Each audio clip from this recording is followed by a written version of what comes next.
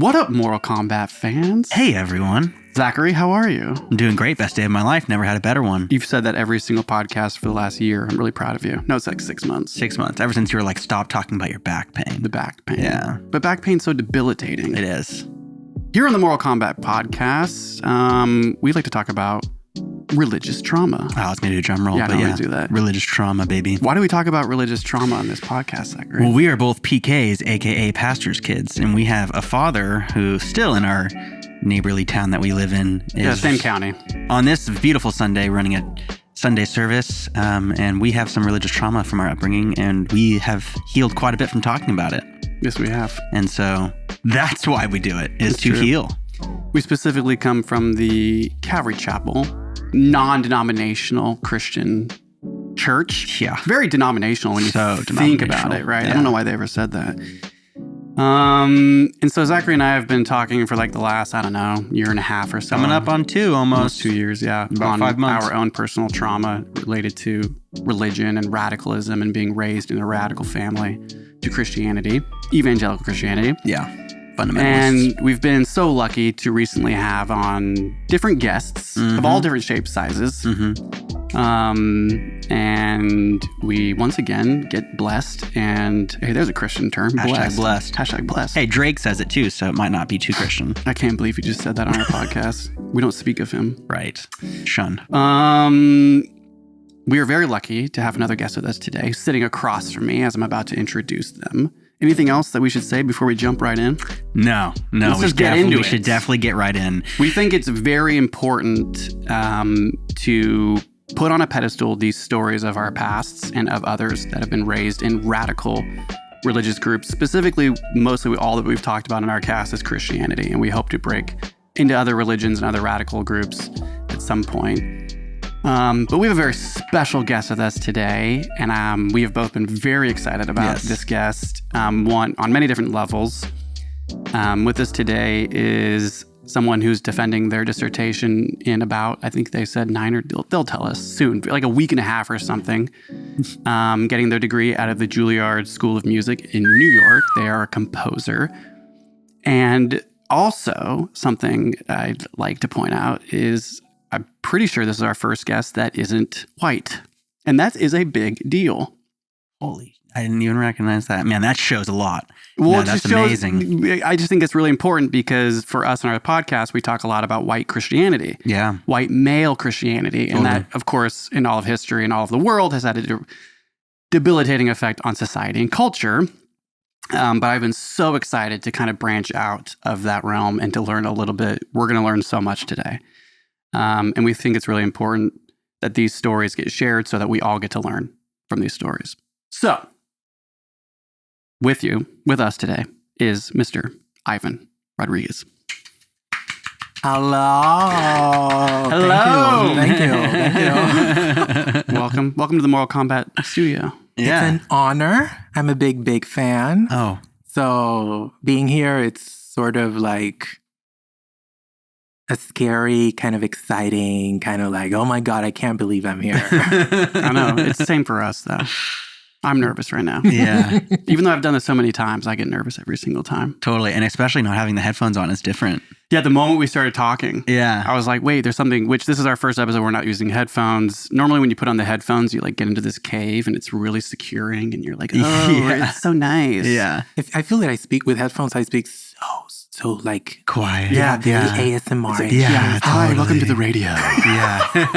It makes It's sense. a radio show. Yeah. But like, I don't know, we just started to learn that what we talk about is so intimate. And we think that it takes away so much of it takes away a lot when you have those headphones on. We also just like try new things. Yeah, we like to be Branch more- out into new things. Soon we're going to take these tables away and these mics, and we're going to be hopefully on couches to where we can just intimately have a conversation on camera. Yeah. That We would would be love nice. to have like shirt mics and then just don't have to worry about it. Oh, cool. Yeah. Yeah. Well, I mean, this gives an aesthetic as It's well. an It aesthetic. does. Yeah. It is. The boom mic is a wonderful aesthetic. But thank you for being here. Yes. Thank you And for I know having you me. drove like almost an hour and a half to be in our studio today. And so I thank you for that. Oh, it was a very nice drive. As I told you when I got here, my straight side, because I'm a fabulous fag. I love it. My straight side is cars, and I would love to drive. So it was a very nice drive coming here. I like how you said that. I'm a fabulous. I'm not going to use the term you used. Okay, I know my rights. Hey, smart. Real intelligent move right there. I've learned a lot in my life. I was going to let you. Ever since I got married, I've learned a lot. So it's the marriage. Interesting. No, I've learned a lot of my time, yeah. But I've also expressed on my podcast here that I've broken down. I went on a plant medicine retreat last year, and my entire gender identification disintegrated in front of me. And I rebuilt it, I think, closer to my authentic self. And I'm like inching my way closer and closer there. And so some days I'm extremely femme, other days I'm extremely masculine. And it's just like always back and forth. Yeah, and we're going to see what happens this time around because he's about to go on another plant medicine retreat in a couple of weeks here. And the last time he went, we changed our name because we used to be Those Boys, which is great. I love the change. The change is amazing. It was perfect timing. We changed it for that reason. Put that down there. But now it's like, what are we going to have to change? Yeah, what are you going to change, Nathan? What are we going to change, Nate? No, I don't think we're going to change much. No. But anyways, see. Let's jump into it. Yes, please. You are here. Obviously, if you're sitting in the hot seat, the guest seat right now, that means you have some sort of trauma. You must. Indeed, yes. Religion is quite a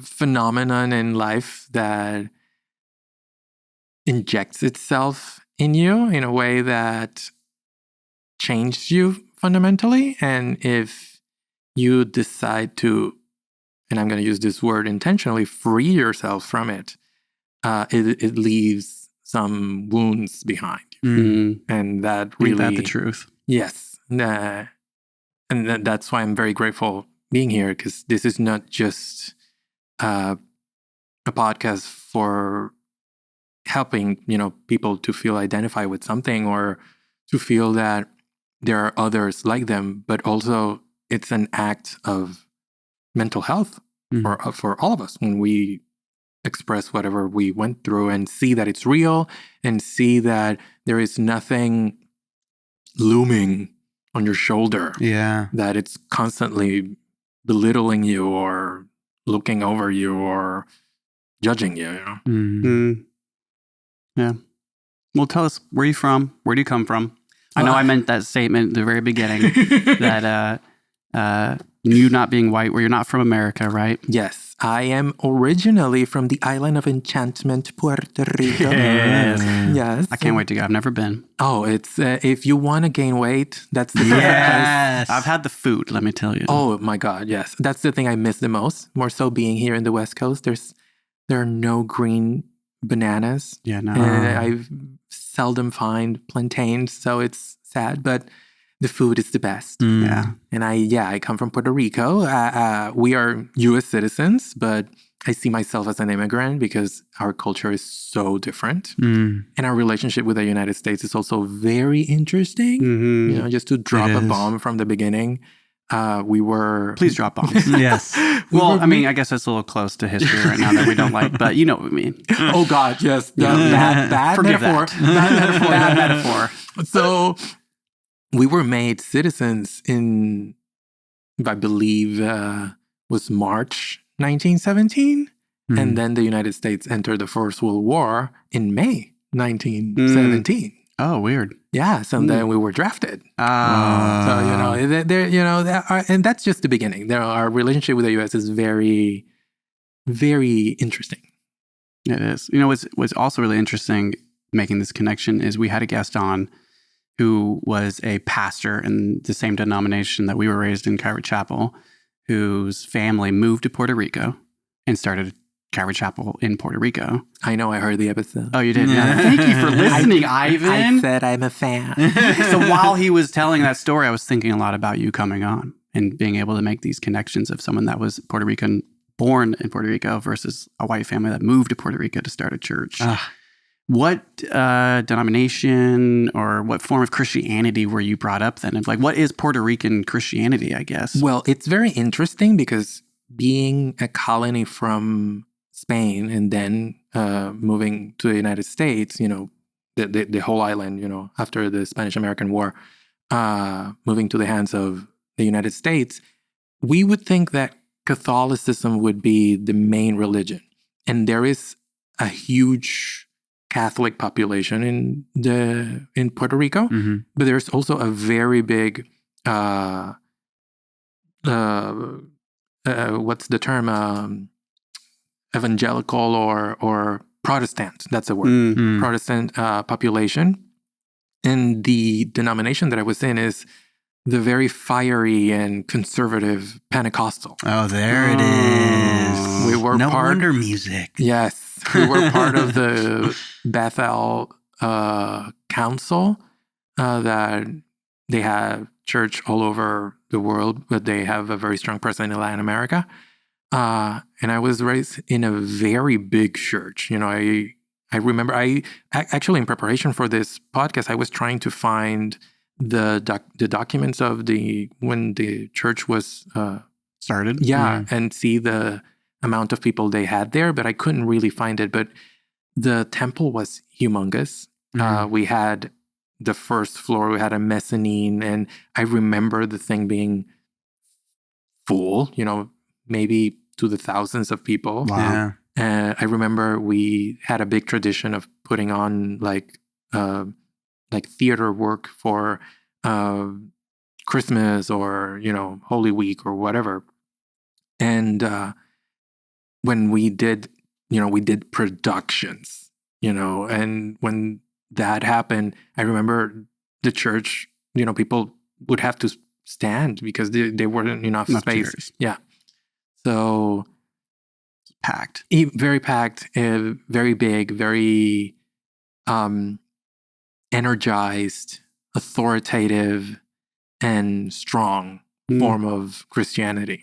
Wow. But in Puerto Rico, you know, I think we have a little bit of everything. You know, there are Scientologists, there are Jehovah's Witness, there are LDS. We even have a particular cult of their own called Mita, which is like this Christian side of this lady that went by the name of Mita. And apparently her brother received some sort of Holy Spirit or the Spirit of Jesus, something like that. I don't know the story. Cool. And then when he died, his name was Aaron, of course. Oh, okay. And when he died, his spirit went into her.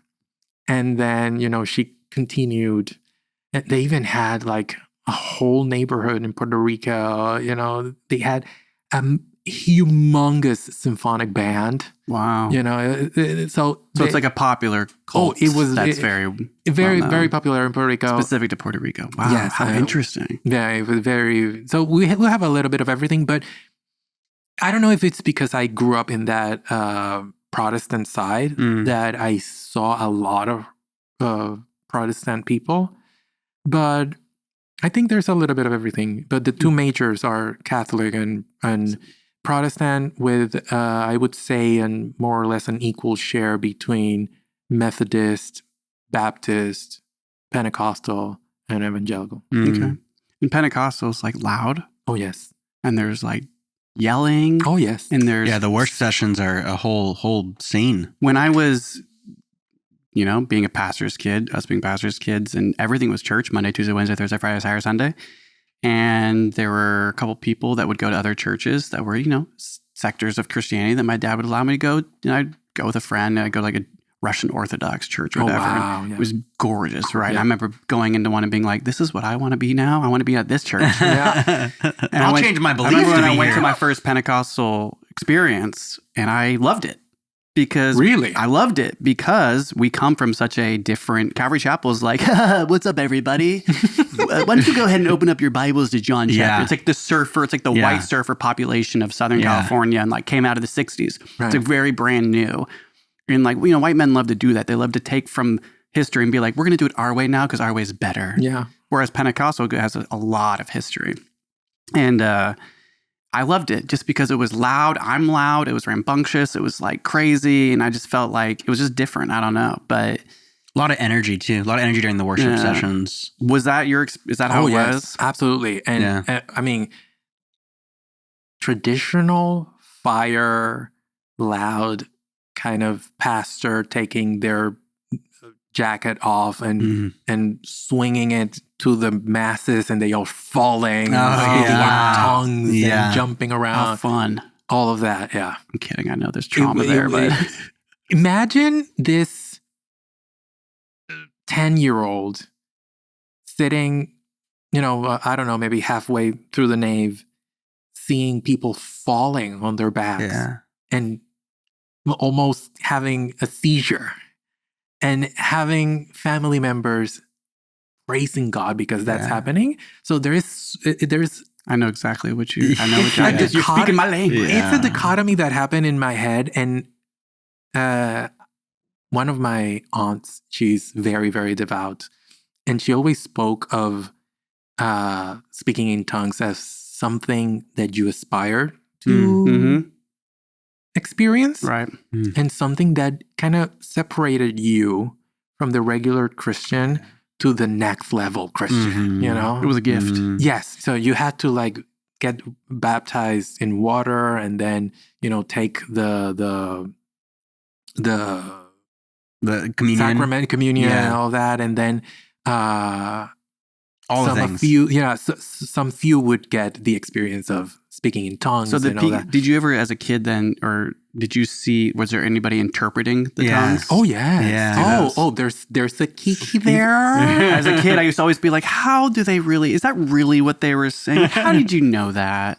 Well, I don't know how chronological we're gonna go into this interview, but whatever you want. There were people interpreting it, and there was a particular moment in the history of that particular church that there were conflicting interpreters. No way. And wow, fascinating. There were conflicting interpreters. Wait, like two people saying different things? Oh yes. Oh my God, I love it. Which all of that kind of untangled in some sort of hidden behavior from the pastor that was rather not pastorally and very seldomly interpreted as Christian. And there was some sort of backing from one of the interpreters regarding his behavior, and that literally destroyed the church. And after that, they disbanded, and there was the church you were raised in. Oh yes, now they have 100 or 200 people. It's so wait, the church broke apart because of two different interpretations of. Well, that was the show. The two different interpretations was the show. But the thing is that the pastor was being unfaithful to his wife. What's new? Yeah, correct. And there were people that kind of suspected that was happening, and there were like cliques forming in the church, and some people were calling for his stepping down and different things. And then it became common for this group of people to start speaking in tongues, and then some family member of that group of people go there to interpret, saying that the people who are getting into that other group that wants him to step down, that God will vomit them from his mouth.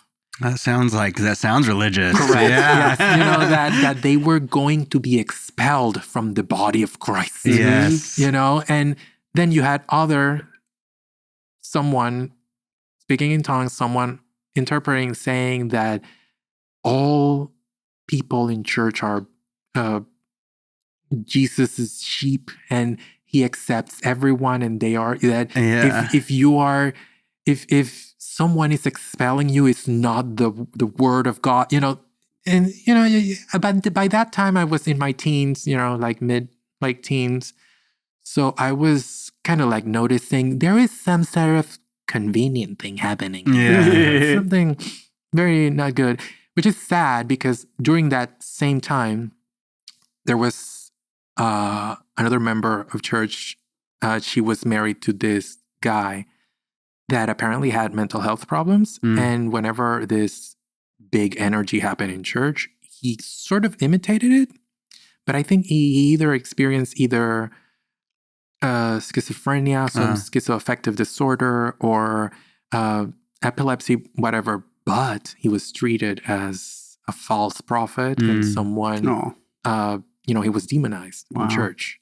And you see this person suffering, walking to the altar, suffering, and many leaders in church kind of imposing hands and telling the demons to get out of there, And all of that is happening at the same time. Meanwhile, I'm sitting down in this corner, like pooping myself. And I'm like, why is this happening? I don't understand. Yeah. And then people are saying different things. And then on the way back home, you hear, parents and people talking about the issue and the language they think the kids don't understand. You're in the back seat. Like, yes, correct. And it's like, what's happened? Meanwhile, all of this is happening during the blooming of adolescence, which it gets a whole other host of things entangled in your life. Yeah.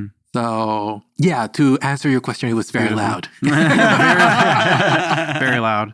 So then you were born in this. This is like you came into the world and you were like, this is what we do. I go to church with my family. Was there anybody, I guess one of my main questions I wanted to ask was why did you want to come on our podcast to share this story, this upbringing that you've been broken free from, right? Which we've learned, not everyone breaks free from this. A lot of people don't get out alive. We did. In a literal sense. Yeah. So 100%. Blessings there. Why would you want to come on this podcast? When you found us, why would you want to share your story? Well, I must say, as we were talking earlier, deconstructing, it's a very complicated process. And more so if you're born into the religion because you don't know anything else. Right.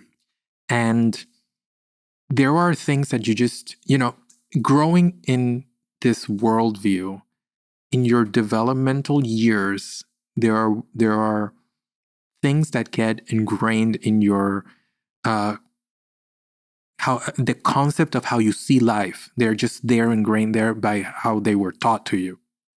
And when they have this veneer of Christianity, trying to deconstruct that is so hard. Yeah. It's like changing how you see the world. It's 100%. changing reality. Yeah.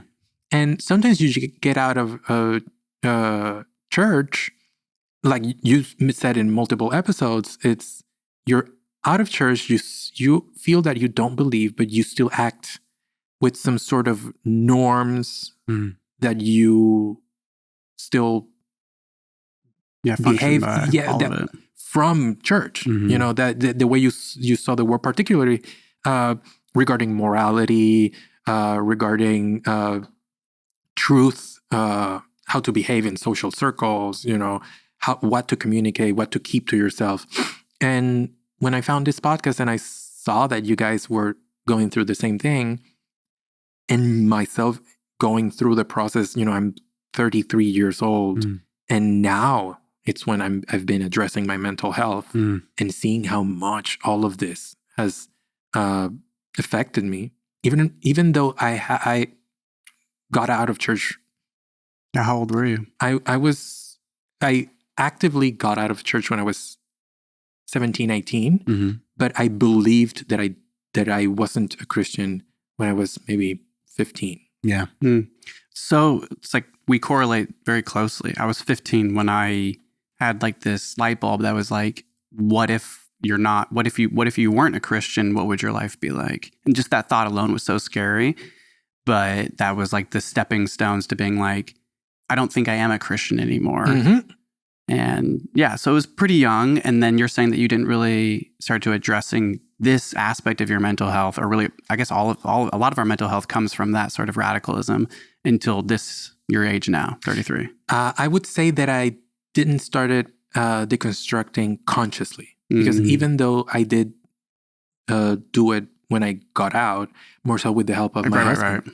Right. And I remember I had such a strict view of life, and meeting my husband and having him help me experience all the things that really helped me deconstruct. But it was subconscious. I was deconstructing without knowing. And now when foundational things started happening in my life regarding, career, success, as you mentioned, studying at Juilliard, we see Juilliard in the classical music world as this Mount Olympus of music. And when you see yourself in it, you start experiencing imposter syndrome. You're like, am I supposed to be here? And more so, going back to my history as Puerto Rican, we are a colony of the United States. We are taught to believe that the United States man is the one that will come and teach us and help us solve our problems. Whatever they suggest is the correct answer. Ugh. And now I am in a place in New York City, somehow being measured in an equal playing field with these people. Oh, yeah, how jarring. So it's kind of like, am I supposed to be here? Maybe I'm faking it all, or this can't be it.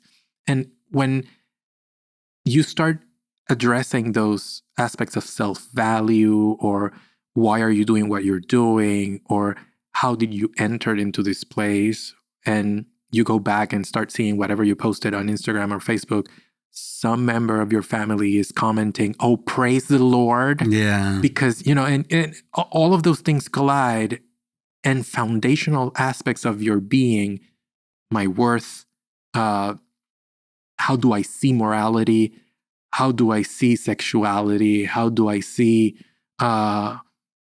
relationship between people starts to change. And then when you start stripping down all of those conceptions, you are left with things that have no answer, no clear answer. Why do you feel wrong about this? I don't know. I just feel it's wrong.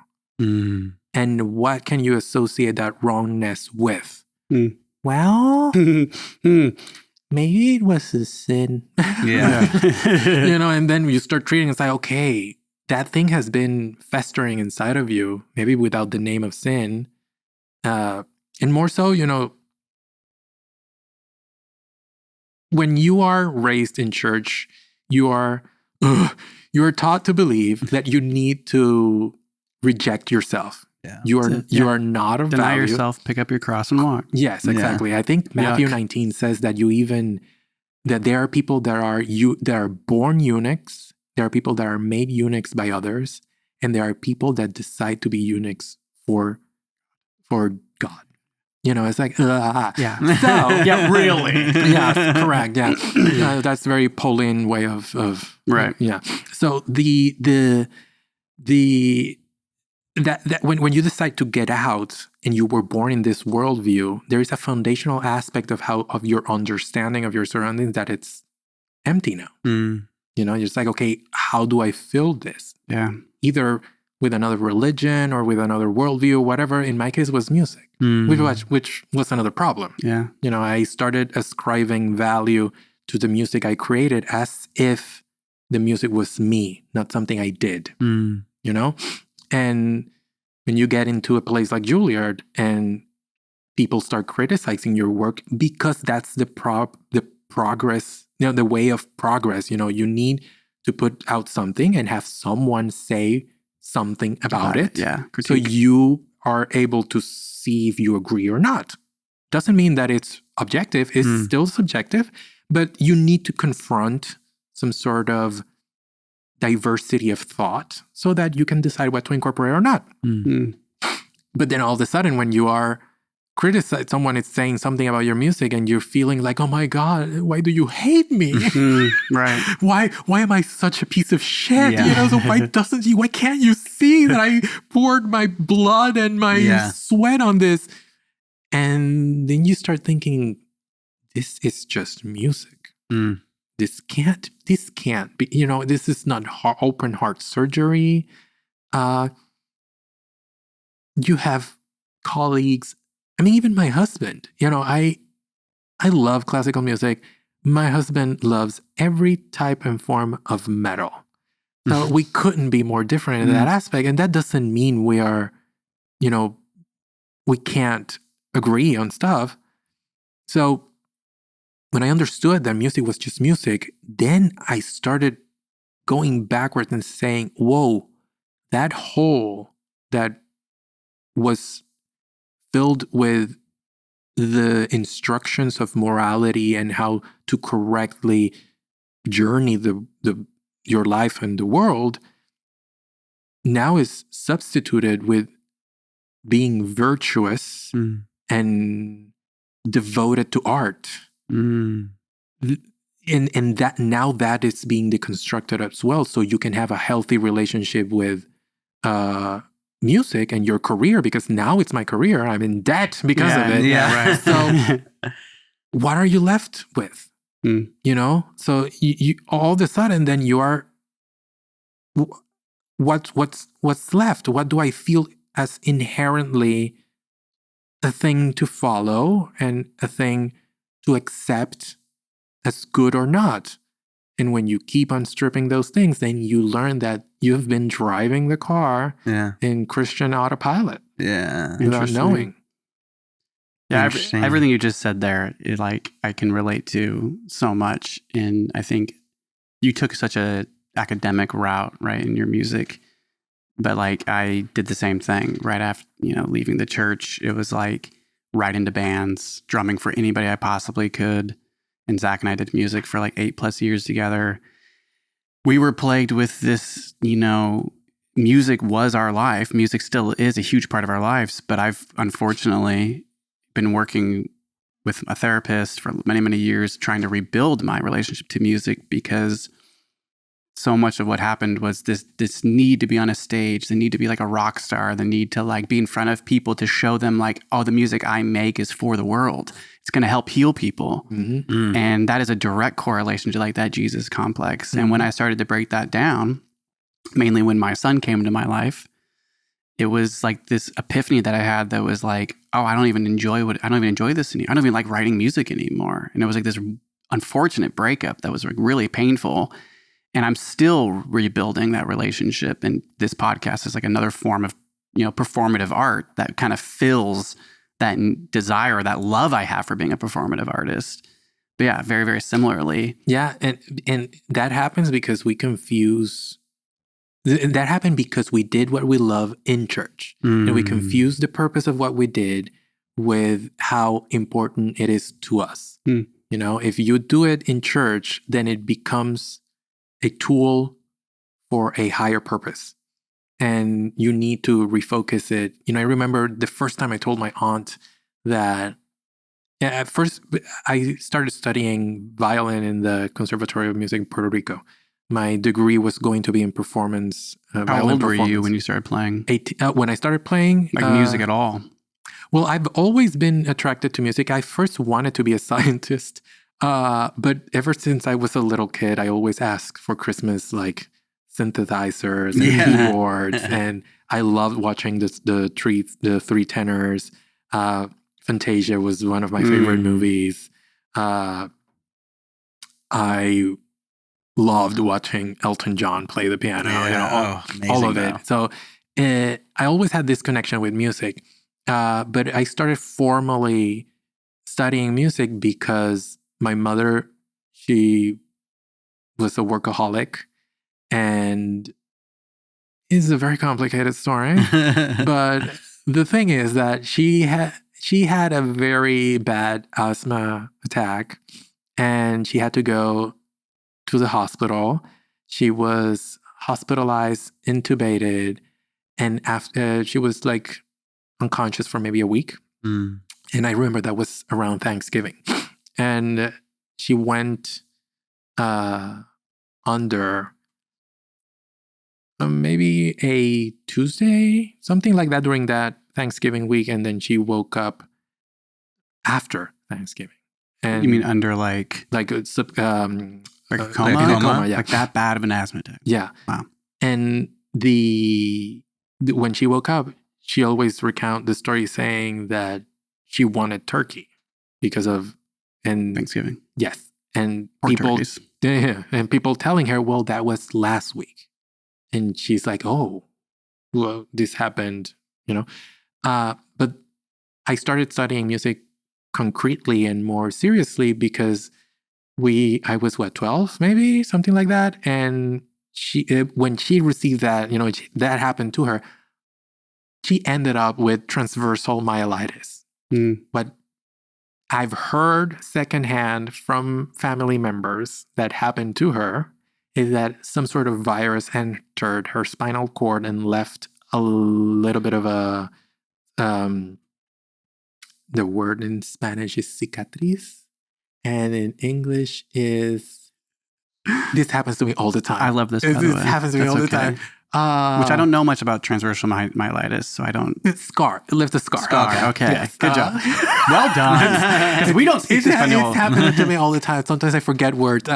The scar apparently happened in a way that paralyzed her. Oh, wow. And with some sort of physical therapy, she was able to move her hands, to slightly move her legs, but then she ended up in a wheelchair. So my family is thinking, well, these kids were accustomed to a working mother that we only saw during the weekends. Basically, our grandmother raised us. And me and my sister, we were only two. And they thought it would be a way of distract us. But little did I know that the first contact that I had with music, I started playing saxophone from all the instruments, saxophone. And I was enchanted. Yeah. I was completely enchanted. And You still play sax? I still have my sax, but once you are composing, it just Everything. sucks every single second out of you. Yeah, you're leading. I remember everything about it. I'm actually writing right now a piece for saxophone and piano. Oh, interesting. Wow. And but I don't have time to play. I miss it. But now that when I finish my dissertation, I finish my doctoral degree, I will be able to retake all your life's really been on hold due to this dissertation, your academic career. I know it because my wife's in it right now, and our sister's in it right now, and it is destructive and beautiful at the same time. You just want this to end. Yeah. And you're like 9 days out? 9 days before out. You defend it? Before I defend it, yes. Yeah, and we were so blessed to have you explain and you kind of defended your dissertation for us before the podcast. Yeah. Which we'll have another podcast and we'll bring you back and you can do it then. But I think you were saying something about your aunt and the violin. Right. So when we are doing this thing that we know we love, but we start doing it in church, I wanted to go into performance violin, but I started noticing that I also like to write. And I told my aunt, maybe I might want to change my degree to composition because that seems something that I like. But by that time, I already was playing violin in church. So I was part of the ministry. I was, doing a whole bunch of things in church. And because Puerto Rico is very pop and, Latin jazz centric country, having a violin in church is very rare. So it was a very important aspect of the band and of the worship ministry. So me telling that to her meant that maybe I would stop performing and dedicate myself to writing. And she was very worried because then what would happen of the ministry, And I remember telling her, well, and I decide to do this and I want to pursue this way because then I can write music for the Lord. For the Lord, yeah. That's what you told her. Yes, Brilliant. I can write, for the Lord and write music. And I dream of conducting an orchestra in church for the Lord's mission. By that time, I didn't believe what I was saying. I remember I dyed my hair and I remember telling her when I dyed my hair, how do you expect me to be empathetic and deliver the Lord's words and message to people if I don't look like them? I need to be in their same wavelength, the same vibe. Bullshit. Smart though. It's such a smart way as a kid So too, to smart. do what you need to do and also keep your Christian family to be like, oh, okay. Well, that happened. Well, let me know and entangle everything that we're talking about. But to finish that other thought, that's why the relationship that you have, in your case, you sort of had to disconnect yourself from music. In my case, was disconnect myself from what I thought music was in me.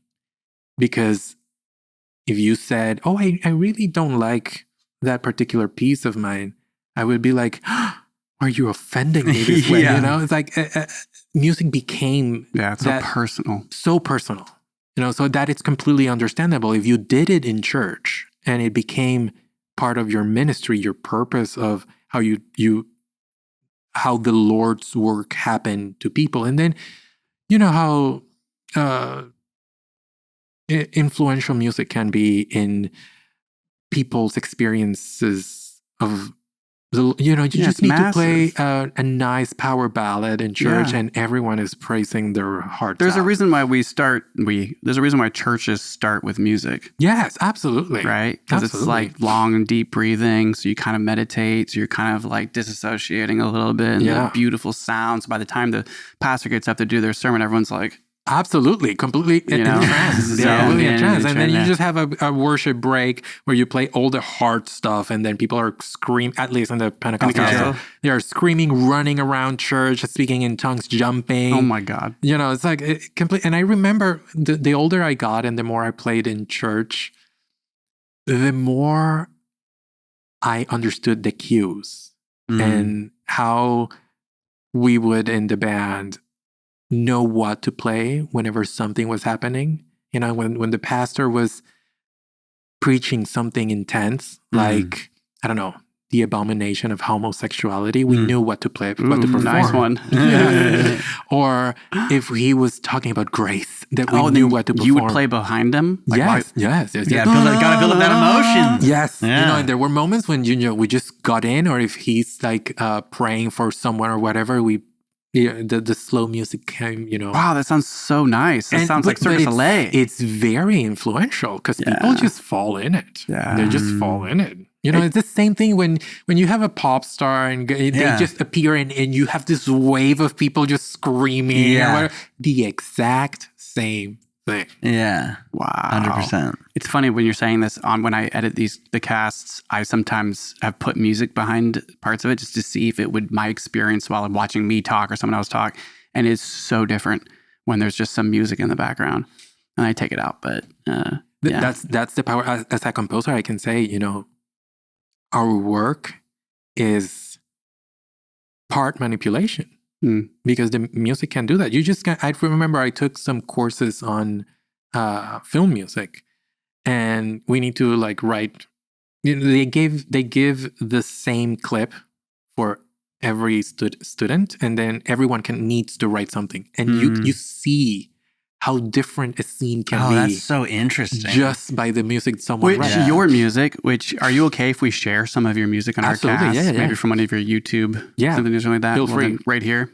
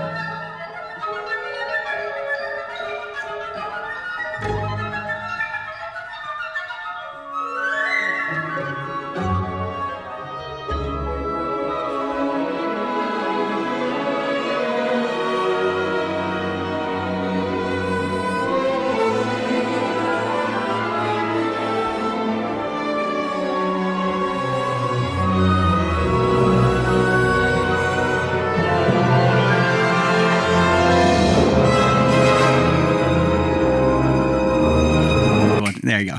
Now we're back. There you go. That was Ivan Rodriguez's little sneak peek there. Yeah. Some of the music he composes. One of the things I find fascinating about your music that I think we talked about on the phone is, to me, I like immediately was starting to think of like John Williams, and not to like use white composers or whatever, right? But like, because I loved Star Wars growing up, or Indiana Jones, or like, and there is some similarities in your music that has a sort of story to it where it's dun dun dun dun, and then it just blows up in your face. Yeah. Did you like growing up watch these movies and hear them, and then like now do you feel like they've had an impact? Absolutely. Movies and video games were my main influences. You know, I do have classical influences, very strong classical influences, particularly of the late Romanticism, like Gustav Mahler or Richard Strauss, or insert German dead white male composer here. And this is something that my husband helped me accept. The music is just music, and what you like is what you like, and fuck everyone else. You know, it's like part of the music that I loved was movies and video games. So that became part of my language as a composer. So, and then, you know, as an older person, you decide what do you want to write about. Most of my music now, it's mostly activism and trying to achieve racial equality, or some sort of experience that people can just open up and be more empathetic about.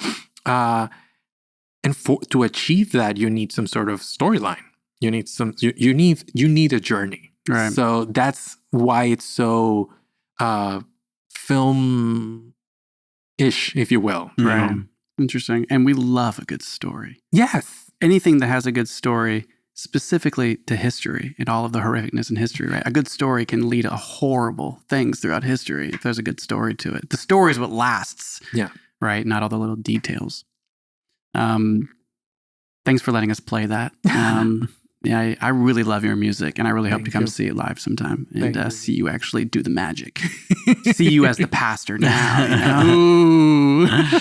The pastor of your life now. It's good. I mean, yeah. When you're like raised and born in the church, it's really hard to.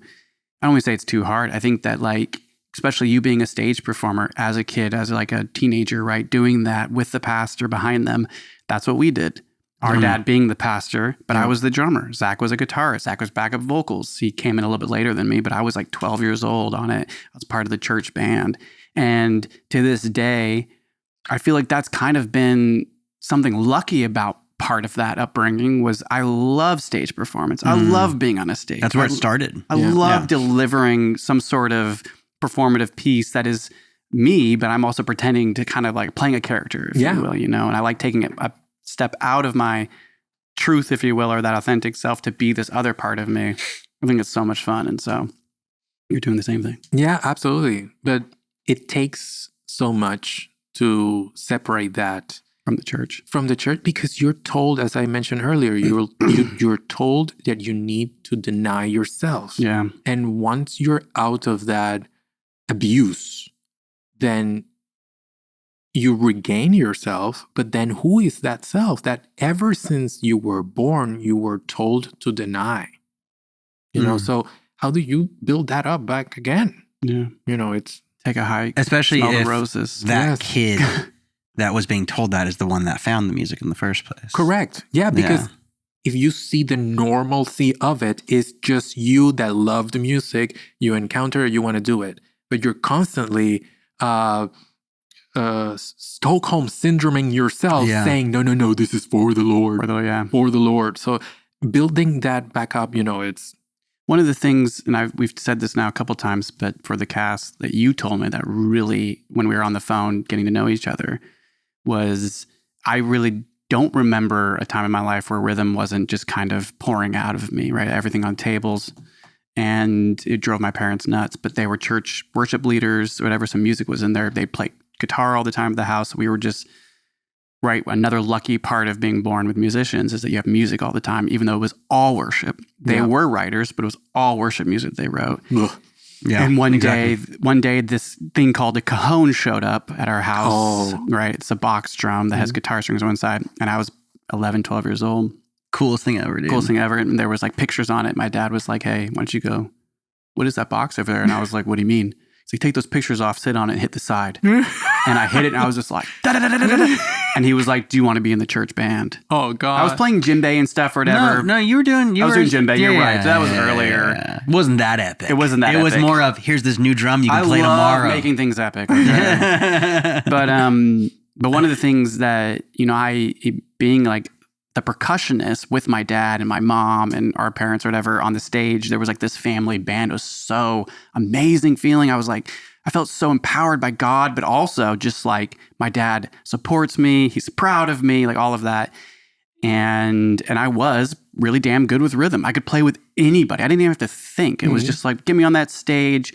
And I would go to town and people after church would come up and be like, I just want you to know that your drumming got me so much closer to God during worship. And I would feel so good. Gifted. Yeah. So chosen. Mm-hmm. Felt like, I was like sacrificing myself to give to the church or whatever for humanity. You kind of were. But, when you think about it. But I was really good. And so it was like, and all pride aside, it was just like part of inside of me. I could just play with any sort of hand percussion. It's like, let's get it. And one of the things you said to me was, do you think you even had a choice, a real choice ever to not be the best? Yeah. And when you asked me that, I was like, I've never thought of it that way. I always just thought I'm just a good drummer. But as a kid, it was like, no, I'm gifted by God. Yes. This is a gift by God. And you substitute just, as you mentioned, just liking it, or I just encounter this that I enjoy without automatically. It's your ministry, is your testimony. You have to do it perfect. And then you add the extra layer of being a PK. And it's like, if I fall, it's a reflection of my parents. Mm-hmm. So it just has to be perfect. Yeah. And then, again, with Stockholm syndrome ourselves, going through that pressure, saying, thank you, Jesus. Because this pressure, this is the way. This is the way. And you're suffering. No wonder you had to push it aside for a while. Yeah. Because it wasn't the abuser, but it was the tool of the abuser. And once you're able to then, just imagine what you just told me. Oh, look at the cajon. Do you want to play in church? Just see the alignment of those two statements. It's like, oh, that thing that you like, and I'm prompting you to go and sit down because I know how much you enjoy it, and I know how great you are with it. Instantaneously, you want to play in church. So there is this alignment of this kid of tying up what I like, what I love, what I feel could be purpose to the church. Like instantaneous alignment of, okay, if you want, and authority, do you want to? I am asking you, I'm opening a door. Letting you. I am letting you. I have the keys. Yes. But the keys, it's not even keys. It's just one single unitarian door. Yeah, right. Like, this is the door. You are able. So we, as humans, we use language to speak, but we use so much more than language. Oh, yeah. There are so many things encoded in just those two questions. Right. The part of what is encoded there is like, I know you like this, and if you want to do it, it has to be here. Right. Do you want to play in church? Yeah. And there is actually, if you go back to thinking in that particular moment, you don't have a choice. Yeah, there was no choice. It is what it was. If you say no, is. imagine what the pastor will think of you. Imagine saying no to ministry. Imagine saying your own dad. Imagine saying no to your own dad, which represents God church. and church. So he said, do you want to play in the altar? Yeah. So is this prophetic? How are you going to interpret this? So is it that I have this ability because this was meant to happen?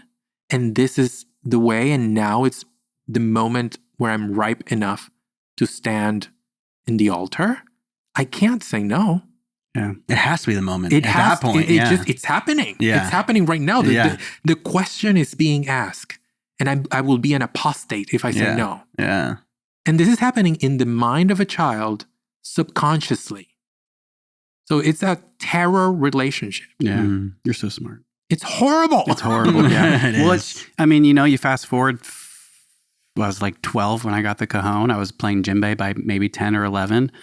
And then 15 comes around and I take my parents out to dinner because that's what pastors' kids did for some reason. And No, that's what you did. that's what I did. And I took them out to dinner and I said, here's the deal, is I'm no longer a Christian anymore. Yeah, it went really well. And they said, like over in that time period, Dad was like, you can't be in the band anymore. Yeah. I was like, wait, no, wait, hold on a minute. I was like, I'm just not identifying as a Christian. I'm still going to go to church. I still want to play worship music with you. Yeah. I love playing drums with you, Dad. Yeah. And he was like, you cannot be on that stage if you're no longer a Christian. I did the exact opposite. Tell me. I remember, I told you that I am part of the alphabet mafia agenda. So I remember, growing up, I always knew I was gay. Always. Which was going to be my next question. Yeah, I always knew. But going to that particular moment, you had, like we say in Puerto Rico, los cojones of telling your parents that you no longer believed. I couldn't say that. I just couldn't. And it's slightly more complicated because I also grew up in an abusive household. So when you intertwine that abuse with God, then it becomes a different thing. So I couldn't say that I didn't believe because that could mean endangering myself. Wow, yeah. Totally. But I knew I didn't believe. And my faggy flower blooming, I got interested in lustful things. So one day in those teenage rushes of the flesh, something happened with someone that shared my gender identity. So when that happened, that was a Saturday, and it was a full fleshy endeavor. And the next day I had to play at church on the altar. So I'm like, okay, I no longer believe, but as we all know, remnants of faith stay there. And you're like, well, okay, this is not true. This is not true. It's not true. It's not true. It's not true. But once you're in church, you're like, okay, I am going to blow up in flames right now. Catch fire for sure. I am going to blow up. This is going to, and I can't, what if I just vomit and say I won't perform? Oh, wow. Yeah. What if I just something happens? I just can't, I'm going to explode. It's going to be instantaneous combustion. And I put my foot on the altar and nothing happens. I know. You're like, yes, I knew it. It's yes, but it's also, this is wrong. Yeah, like what the fuck? What the fuck? It's kind of like, where are you? Yeah. Where are you? Oh God, that sees and knows everything. Right. That has these rules too. That has these rules. You said that I was, because of what I know about myself, you said I was meant to be killed. Leviticus law says that I have to be put to death.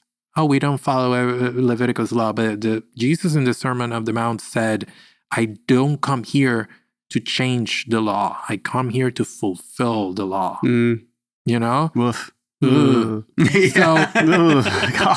if you're saying that I deserve death, and everything's so serious about it, about this, everyone is like, God is always, they portray God as this perverted, sex imp, addicted person that is, every time I'm engaging of my endeavors of the flesh, he's watching. Yeah, he's watching. It's like I'm extremely. I'm in your business. What a creeper, dude! It's such a creep. Such a creeper. It's so important. And then nothing happens. Nothing happens. Obviously, doubt. Yeah. The all the Niagara Falls, internal like crisis, right? That's what's happening. it opens up, and you're all like, that trauma. This is bullshit. Yeah. This is bullshit. Mm. You know, so in my case, I just lied. Yeah. Yeah. So what happened after that? I just kept, praise the Lord, Love speaking it. in Acting. tongues. Yeah, Yes. absolutely. I even remember that there was this girl in church that she was sort of into me, and I was kind of like acting into being into her just to not raise suspicions. This is the second guest we've had of homosexual, dissent or whatever that did the same thing in the church. Yeah, To protect themselves or just to play that role. You had to. So, I remember she was very, very quiet. And that was the thing that was great because we didn't have to talk on the phone a lot. And we just saw each other at church and we just sat together and we just acknowledged each other. And it was just that. And that's it, which was great. I couldn't do anything else. No. And thank God that was in the late teens. So I just left after that. But yeah, so in my I couldn't just say no to my family. So then you leaving, what did that look like? Wow. I never said anything. As I mentioned, I grew up in a very abusive household. There was a lot of violence. Yeah. A lot of violence in my household. So I'm sorry. It happens. Yeah.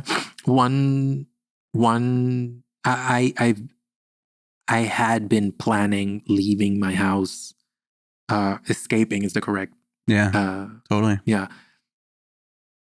Ever since I had the ability to analyze my situation, and I was thinking, I become an adult in Puerto Rico when I'm 18.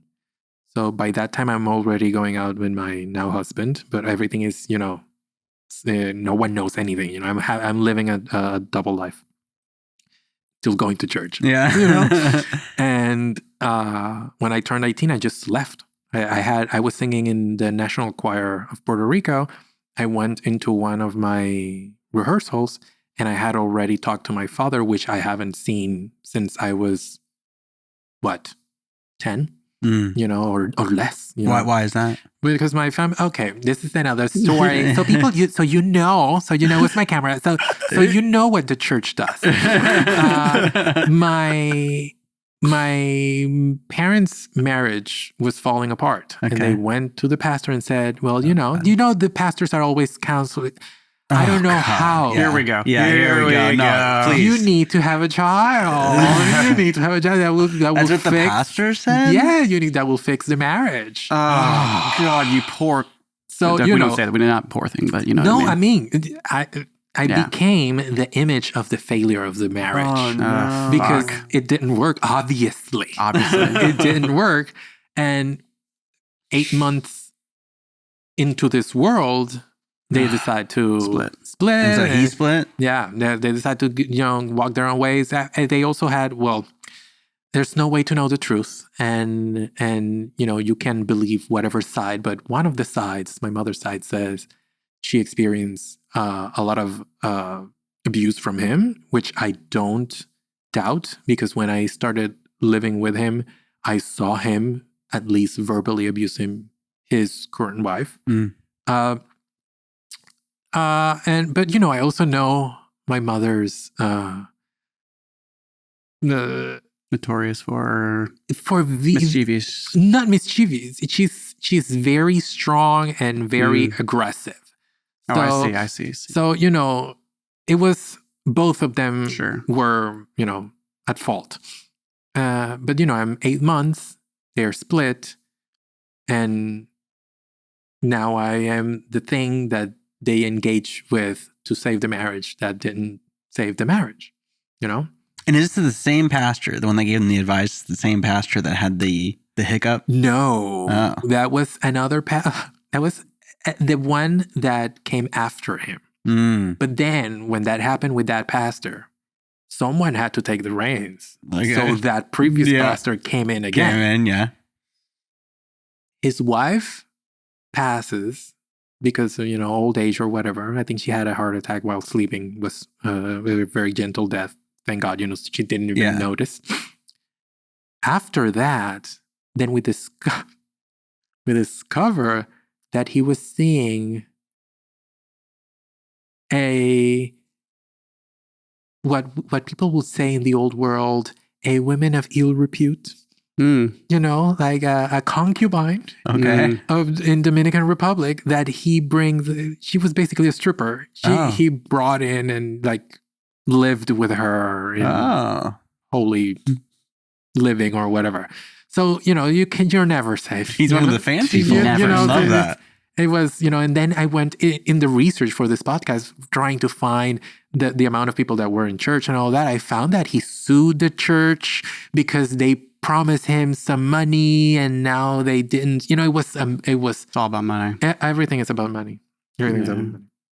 So yeah, he wasn't the one that was cheating on his wife, but he had questionable behaviors as well. They all do. Well, giving horrible advice to his congregation. That's for one thing. Yeah. But if it wasn't for that horrible advice, we wouldn't be sitting here now with you. Yeah. So the organized chaos and the beautifulness of life. Absolutely. It is true.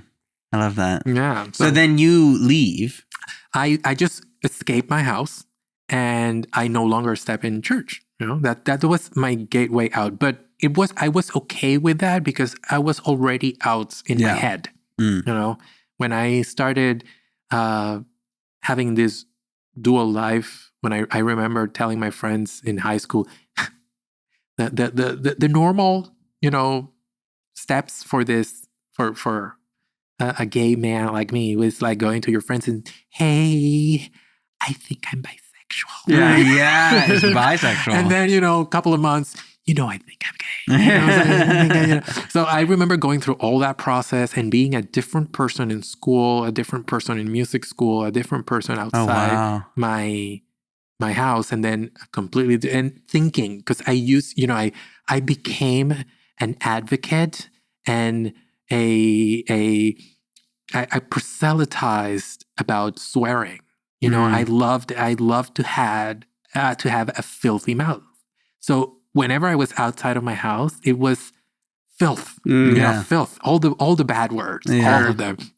And then I remember going back to my house after school, trying to recode myself. Don't let nothing slip, because if some of these words slip out in the natural way they are slipping out when you're in school, you are going to get beaten. You're going to get beaten. So be careful. So I learned to have like this proper Christian, you were living a double life. Completely double life. I remember before every meal I had to like pray, and I just closed my eyes, waited, counted to 60 a couple times, and I just started eating. So a nice little meditation before eating. Meditation. Love it. I remember also in my room we had a no closed doors policy. Okay. So I had to kneel and pray before going to bed. So another 1 to 60 a couple of times and just going to bed, and then waiting for everyone going to sleep, and then taking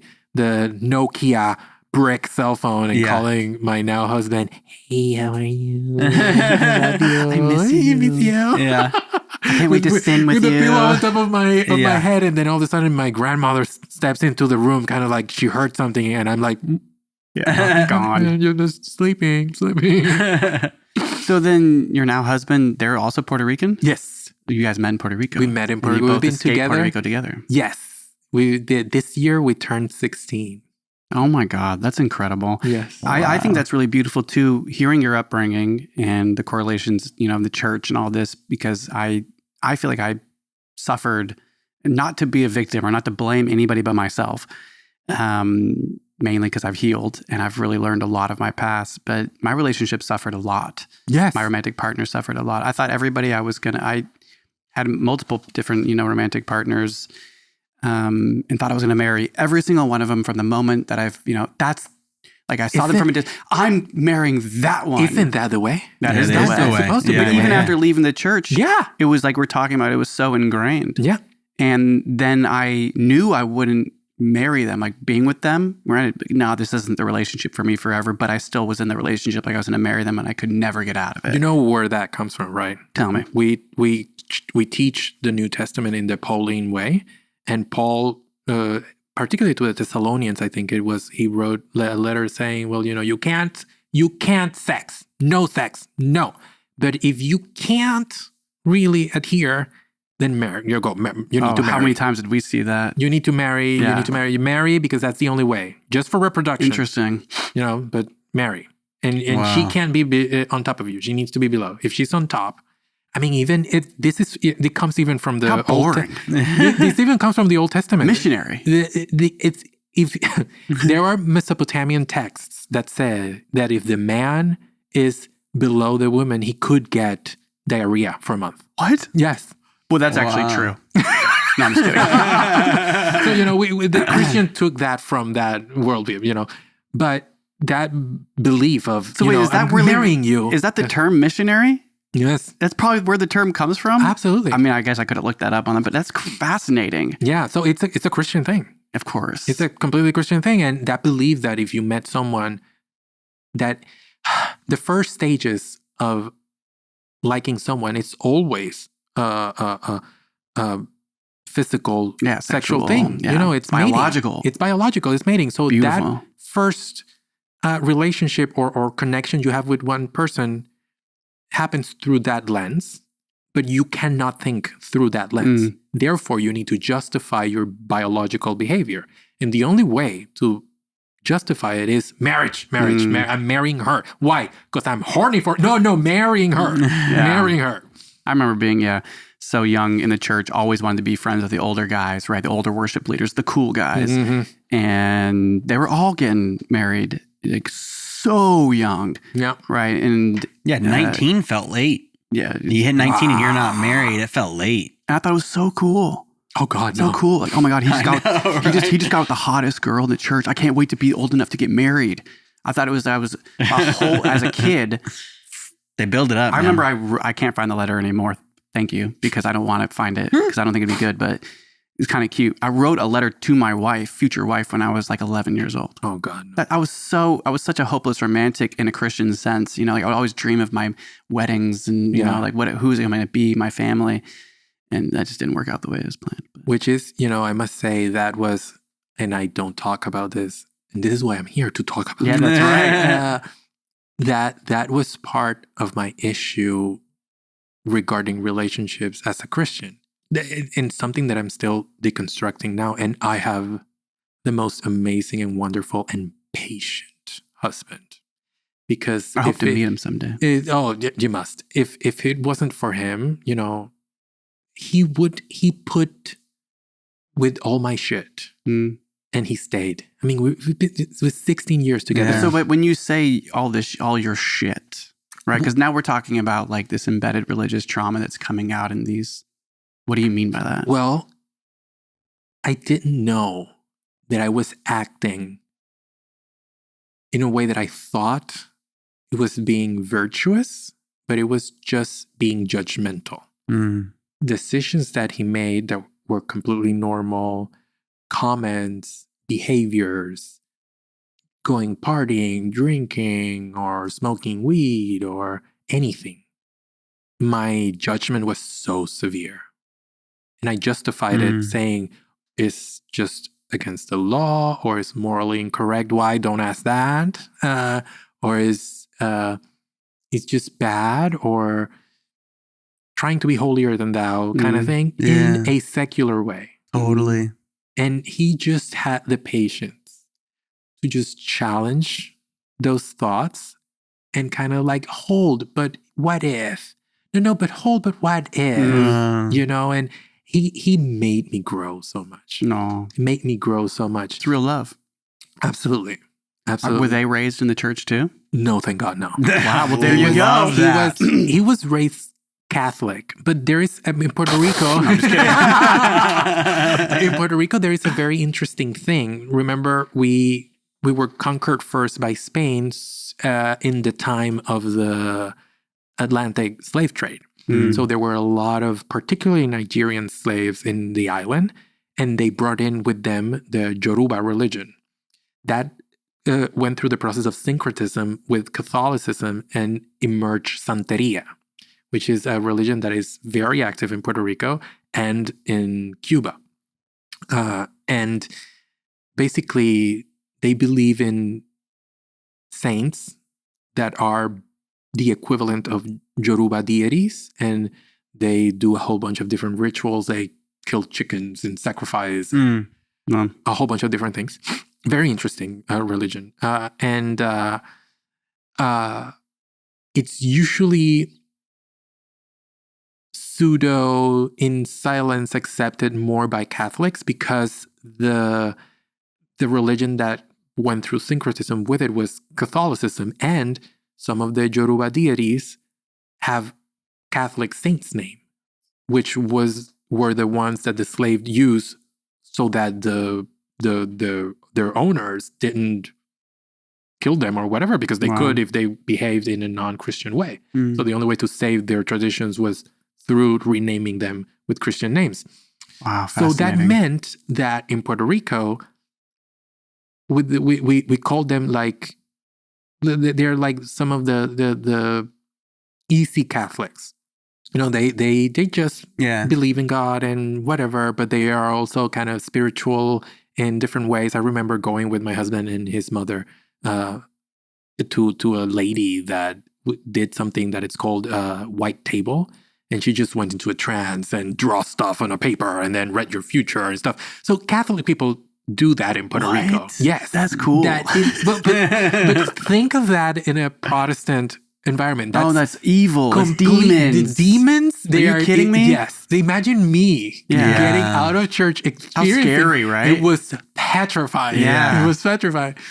How fascinating. So because of that, he went through the whole catechism and confirmation and all of that. But prior to doing his confirmation, he told his mother, I don't believe this shit. I am doing this because of you, because it's tradition in our family and whatever. But after this, don't fuck with me with religion. I'm doing my shit. You do your shit. And she was like, okay. Yeah. And that was it. Yeah. Yeah. Which, I've seen a lot of that in the Catholicism, religion. Like it's, and growing up in the evangelical Christianity, right, we used to always be like, oh, you're Catholic? Oh, yeah, those nice are try. Yeah. You just have to go into a box and ask for forgiveness. Must be nice. Yeah. Right? Like you can do whatever you want and ask for forgiveness and you're good. Say you have idols. Yeah. Idols, all of that. Yeah, and they walk around and throwing incense in your face. Yeah. And all this. Then you look at those things now through the age of, through the lens of age, and it's such a shame that brought with it so much destruction, because the whole ritualistic aspect of it in the Russian Orthodox and Greek churches are just the same. It's so beautiful. It's so beautiful. And the robes and the hats beautiful. And the incense and the process, and it's like gorgeous. It's so sad that it was just. And then with age, right, and growth and healing, and then you try to address that trauma. So you look back at your childhood and you look back on how you judged all other religions that weren't yours. Yeah. And you even got to the point of like you judge other denominations. I'd find myself judging Pentecostals all the time. Oh yeah. And we judge Methodists. Yeah, exactly. It's like, do people drink? Yeah. You're damaging the temple. Yeah. 100%. That what you brought up about like watching someone else drink or watching someone else party in your life or something, and then instantly thinking you're superior because that stuck with me for so long. It's horrible. Yeah. It still takes me. I remember I saw the Netflix documentary. Oh, what's the name? Forget the name. But it's about plant medicine. And seeing the history of how psychedelics were demonized by the government. Is that by, what's his name? Michael Pollan? Yeah. That one? How did something with your mind on plants? Exactly. How to change your mind. How to change your mind, yeah. That, I've already grown out of the mentality, but that really reinforced how multifaceted and how univocal is church, and how multifaceted is everything else. Yeah. And it's not just black and white. Nothing is just black and white. And you see the evidence. I love to think of myself as a very evidence-based, scientific kind of thinking person, and you see the evidence. And when the evidence doesn't support the claims, like, oh, this is bad, this is evil, this is blah. And then you see people getting healed and you see people bettering themselves. And you're like, this something doesn't align here, you know? Yeah. It's There's something about psychedelics in plant medicine to where all of a sudden, like, we'll take cannabis for an example, right? Like, it's just a different perspective is all it is from what this is tunneled vision, other perspective is. And so, like, if you have a different perspective to see yourself from a different position to where you can actually judge your own relationship to yourself, then that's what can help you start to define what self is to you. Yes. And the church don't want you to be doing that. Absolutely not. So you better make those things illegal, or else everyone's going to start to develop their own self and their own thoughts and learn that this shit is bullshit and just trying to control the masses. And Absolutely. so it's got to be illegal. It's got to be of the devil, and it's going to bring you to, which was so impactful in our family. I mean, it was our parents, but in the church in Calvary Chapel, it was like cannabis is the weed of the plant of the devil. Yeah. But like cannabis specifically, it was like The if gateway. you use that, the gateway. You'll do meth next. Like people Yes. would always say, like, if you start using cannabis, you'll leave the church. I'd be Yes. like, well, that's why I started using it. That's why we should all use it. Well, we had in our church, we had yearly seminars where people came in to talk about this, and with humongous projectors and stuff, like showing how evil Really? this is. And then they mix that with what are this, like the messages that are hidden in movies and the Coca-Cola symbol and all that subliminal messages. Yeah. They brought in all of those things and how everything is laced with sex and with evil, and how you need to keep yourself clean of everything. I even remember my aunt talking how she went to see The Exorcist to train herself of how to deal with situations like that. That's the place to do it. Hollywood. Oh my God. They'll teach you. That movie and- is so good too. I love that movie. I remember even listening to music in other languages because it doesn't sound, in our case in Spanish, I remember my aunt saying, you can't do that. You don't know if they are, speaking ill of the God of God or Jesus or so. They instilled in me the fear that if I don't understand someone's language, I need to fear because they might be attacking my soul. Oh, interesting. It was that. I remember. I always tell this to my husband. We could have been rich. We could have been millionaires. Why? Because I had such a huge collection of Pokemon cards. No. Like, my son would just die right now. and, but not only that. Look at it through the capitalistic kind of business perspective. Totally. Sure. All the ones that are six figures, I had multiples of them. Nice. Where are they? My aunt told me that to be a better Christian, Get rid of them. we had, because those are demonic, and we burned. You them. burned them?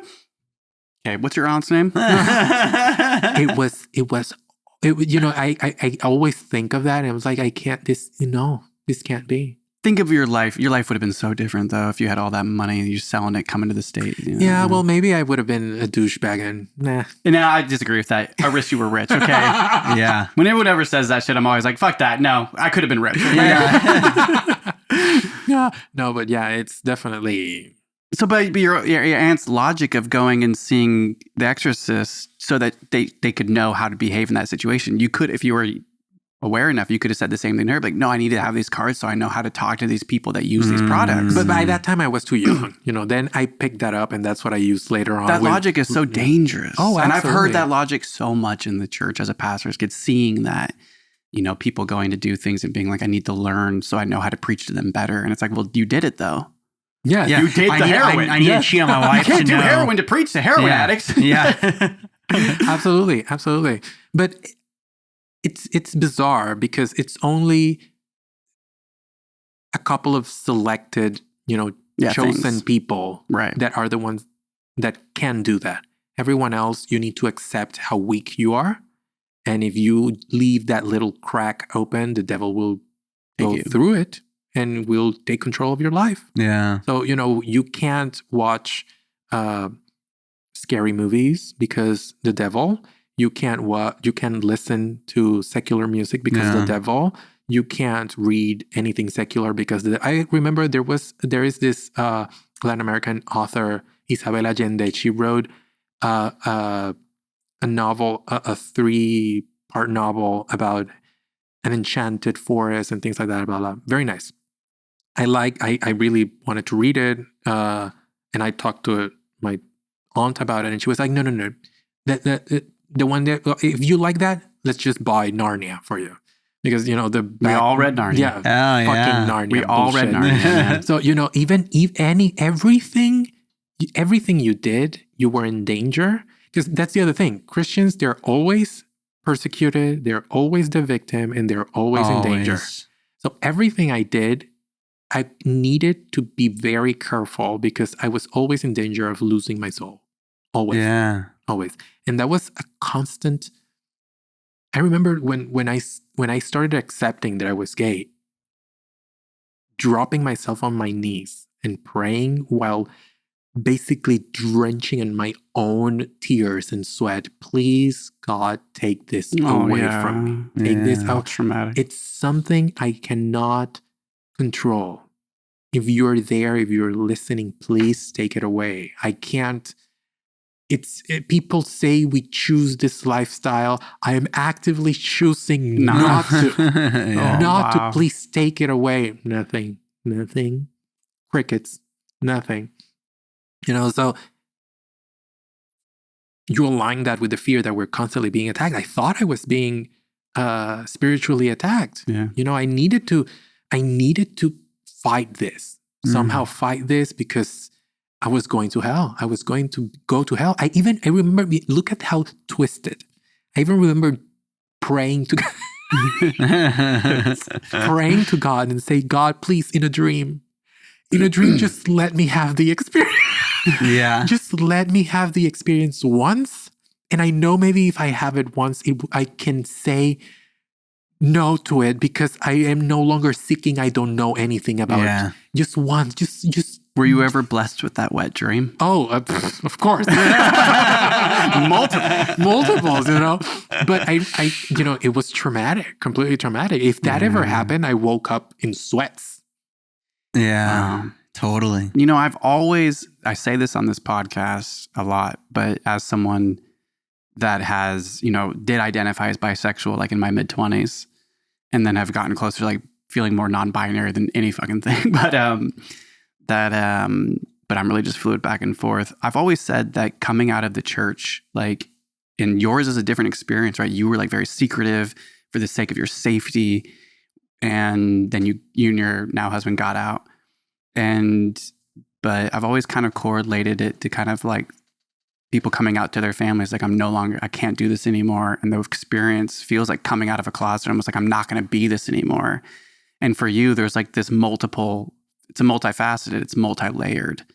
And so that sounds so traumatic. I remember being so young and finding like other men attractive but not even having the ability to let that go far enough to even conceptualize it. Yeah. Right. So there wasn't even a sexual awareness of being attracted to other men or other genders until way later in life, until there was an unfortunate, traumatic experience that I had with somebody that left trauma where I was like, hey, you know what? That was really traumatic, but I kind of liked it, So it took so long. Yeah. I guess you're kind of explaining it, but like coming out of the Christian church as a homosexual man, yeah, it just seems daunting. Oh, and more so in the Pentecostal tradition, which they teach, and their dogma is on fear. It's pure fear all the time. So you were so scared of yourself. So they panic constantly because I'm burning and they preach hell in the most actively, creatively visual way possible. Which is so abusive. Completely abusive. It's like, so I know how that lake of sulfur, eternal lake of sulfur and suffering. And it would suck. It would be horrible, and I would be there suffering forever. Yeah, never ending. So I just never came out because it wasn't safe and it wasn't. It just didn't compute. I just needed to get out of the house. I just needed to run away. And when I ran away, I went to my father and I said, I'm going to take a different approach. I'm going to tell him out of the bat. I don't know what is his religious status. I don't know anything of him because I don't know him.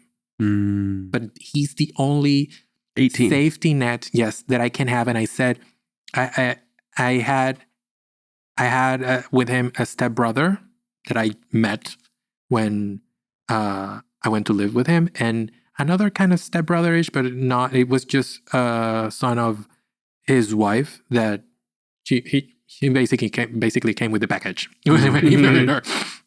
So I remember that I was completely open with him. I was like, "Hey, Dad, I really need to get out of the house. This type of abuse is happening. All of this is happening. This is very bad. Blah blah blah.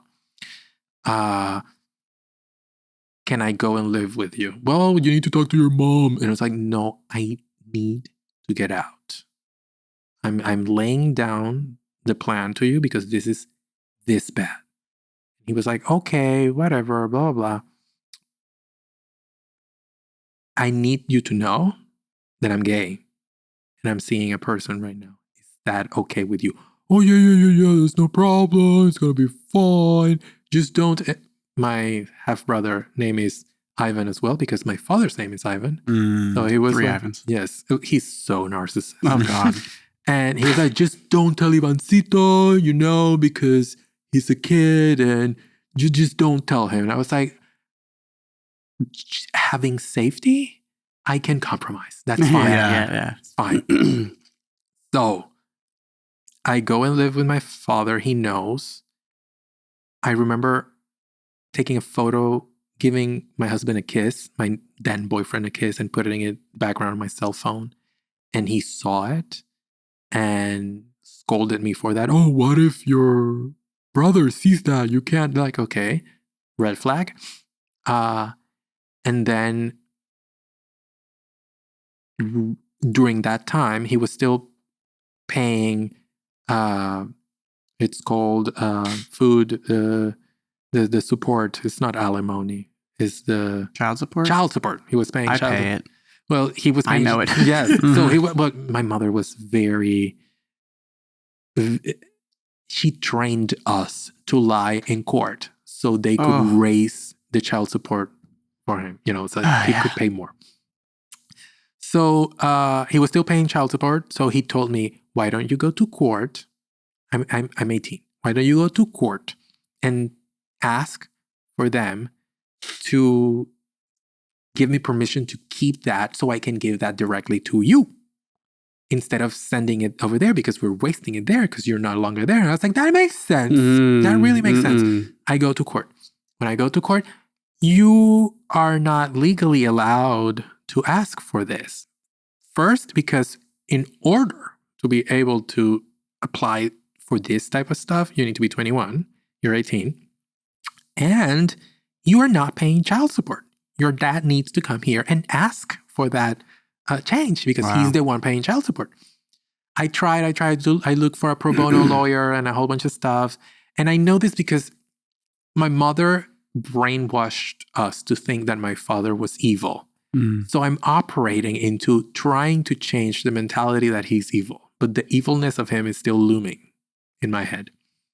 And I kind of felt the red flags since the beginning, but I was like, no, I'm going to keep trying. I found a job, everything. I found everything. And during summer, when I finally found out that it just wasn't possible, and I tell him, "Hey, if you want the child support, you need to go to court and ask yourself." And he was like, "Okay." A couple of days, weeks pass, whatever. He comes to me out of the blue. "I've talked to your mother and I'm sending you back." Why? Because he couldn't get the money. Oh, wow. They've just used you your whole life. He couldn't get the money and he was like, you need to go back there. I can't have you here. And I was... that happened, mind you. That happened in a conversation after I went to work. And when I returned from work, all my things are Packed. by the gutter under rainfall. I remember rain falling, thunder, typical Caribbean rainfall. And I'm by the house calling the other kid that it's my age. I'm like, hey, Jose, please open the door. Please. There's stuff in there that's mine. What's happening? And he opens the door. He's also terrified of my father. And he said, Dad told me I can't let you in. And he's like broken down because he had some sort of connection with me. And he's my age and everything. And he sees what's happening. I can't let you in. Then I come back. All this situation happened. He sends me back. And I went back to him and said, I really need to talk to you. Why? You never said anything. You never told me what I always asked you permission for everything, for every single thing. I told you, I gave you the parameters, who I was, what I was looking for. What could I do? I checked with you all the time. Is this allowed? Is this not allowed? The first time I drank and got drunk, I talked to him. Hey, I'm going out with my husband and we're going to go drink. Is that okay? Yes, it's okay. I'm going to leave you a key here, or take this key, or take my car. So the behavior was very erratic. No, his behavior was encouraging. I see what you're saying. Yeah. He was like, okay, you can do this or do that. Or I always was seeking permission. And then out of the blue, this happens. I talked to him, why? And he said, well, sometimes the way people live doesn't align with the way other people live. And, if you behave in ways that the pack is not behaving like, then maybe you can't be in that pack. You've been voted off the island. Yes. Bring up your torch. Yeah, exactly. You're out. But it was mainly because of the money, and because It's all about money. And because he didn't want my half-brother to grow up with a gay brother. So all of that was intertwined. So I really didn't came out to my dad. I kind of did that process of coming out with friends in school, and they were all very accepting. But then when he brought me back to my mom, which is very violent, I was like, okay, I don't know what I'm going to do. And she said, well, your father said that you were interested in men. They couldn't even build to say the word interested in men. Are you? And I was like, yes, but like confrontational, because I already escaped the house once. So I am going to be now like enslaved in the house and completely secluded, or, grounded forever or whatever. So what the fuck? I might as well just say the way it should be or whatever. So I just said it. Absolute and utter disappointment and, disdain and with you felt it in the air, but she said she accepted me. Oh, you could have told me or this and that. I would never be against you or whatever. And I'm like,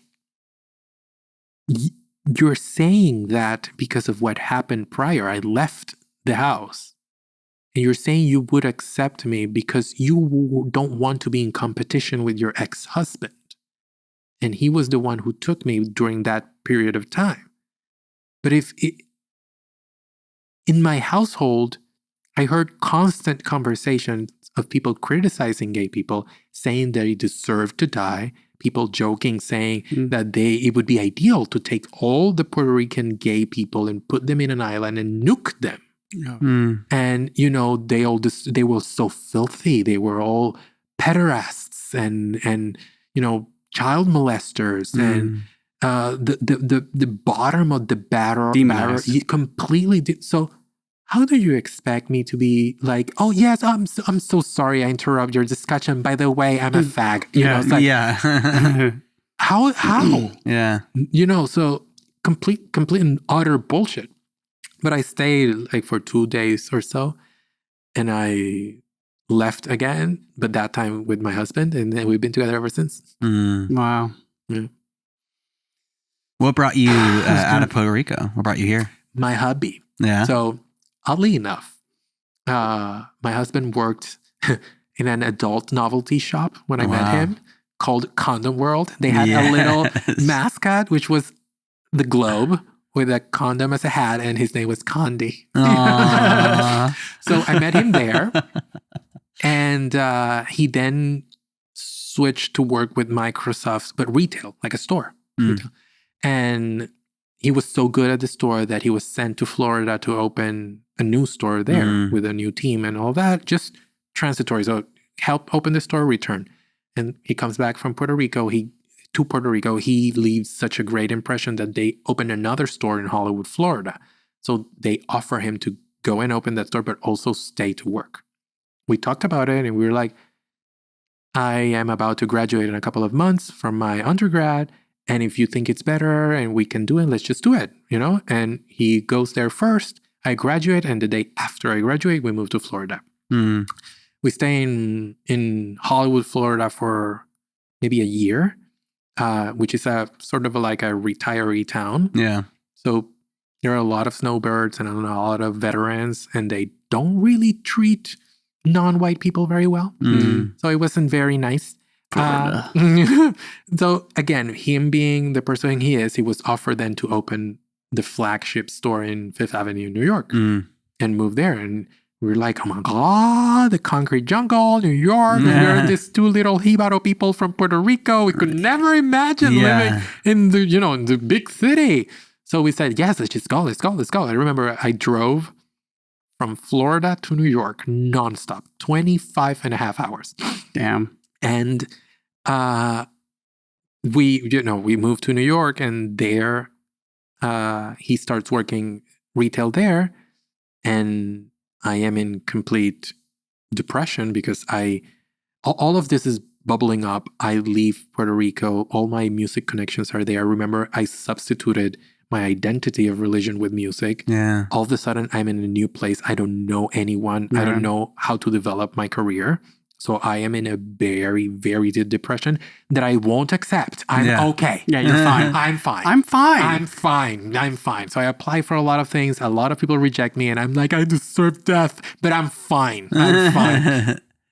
So I decide to apply to Juilliard. No one knows. No one knows anything. I decide to apply. I just want to pass the pre-screening. If I pass the pre-screening, that's good enough. Yeah. That means that what I'm writing, it's good enough, and I can continue this thing. If I don't, then I change careers. I've always been interested in culinary arts. So I was like, okay, then I can do that. And find another purpose in life, or be miserable forever or something like that. Very dramatic, very dramatic. Of course, yeah. And I applied, tell no one. I passed the pre-screening, and I was like, yes, this is great. Fantastic. I'm going to keep doing this. I got invited for the audition and the interviews, and I just go because I'm in the city, whatever. But I don't seek going to school. In Puerto Rico, we don't have the tradition of the fat letter or skinny letter. So in Puerto Rico, when you get accepted in any college, they just send you a letter of acceptance, regular envelope. Yeah. I'm not checking emails, not checking anything. Then when a letter from Juilliard comes in this humongous envelope. Yeah. I was like, oh, this would be like promotion or whatever, because I was just there or whatever. I just put it in the counter or whatever. Yeah, so I keep on watching TV, or my husband comes from work. He hasn't known that this is happening. He sees the letter. He opens it and he's like, what is this? And I was like, oh, this will be so promo or whatever. Whatever. No. What is this? You got in. And I'm like, what? How are we going to pay for this? Yeah. But, the rest is history. You get into such a place. I decided to accept. Of course. What a great story. Put myself in debt. How cool. But he was, I remember there were many fluctuating things in his career in that period of time. And he was kind of being miserable in the store, working at the store. Yeah. But he was like, I support you. You do your thing. Once you finish your degree, we move to wherever we need to move and do whatever. He was the epitome of support, love, understanding. Mm. You know, and all of this sounds very pink and beautiful. Everyone has ups and downs, Sure. and there is nothing more beautiful to grow from than healthy conflict. Mm. And we went through it all. But still, I go back in my thought process and think, how can this feeling of complete acceptance, joy, fulfillment, safety be the work of the devil? Mm. Why this thing that I feel that it doesn't feel dangerous when I say to him, I love you. It doesn't feel wrong. It doesn't feel dissonant in any way. Why is this wrong? Mm. Why is this so wrong? You know, and all of those things kept on deconstructing my mindset. Kind of, you know, it's like, I really need to revise every single preconceived notion that I have about life, because all of it is laced with Christianity. Totally. And I need to like break apart every single thing. And I still struggle with it, particularly regarding intimacy and sexual stuff, because for whatever reason, my church preached so much about it. Yeah. So much about same here. the wrongness of the flesh. It's anything flesh is synonym of perdition. You know, it's like you are lost. The flesh is your lost. Yeah. And I remember friends from the church, because I also preached a couple of times and I was the leader there as well. They came to me like, I have a problem with masturbation. Yeah, I'm addicted to masturbation. And I'm like, no, you need to be strong. You need to be strong. You need to pray. You know, we can be like the pals that you know provide accountability, and you know just try. When I kept on growing, you know, and I started accepting myself, when they came to me, you know, I was like a cancer in church. I was like, well, but to get someone pregnant, better, you know, to rub one out. Yeah. And they were like, well, you think God will, like, you know, it's like, he'll be fine because you're not doing nothing. You know, you're not, imagine you need to get someone pregnant, and then what if she decides to get an abortion? So you're killing someone now. So, you know, it's like, just rub one out. You know? I was corrupting people in church, you know. So, it's still something that stays with me. You know, it's something that I still work within myself, that anything related to intimacy or anything sexual, my instant reaction is rejection.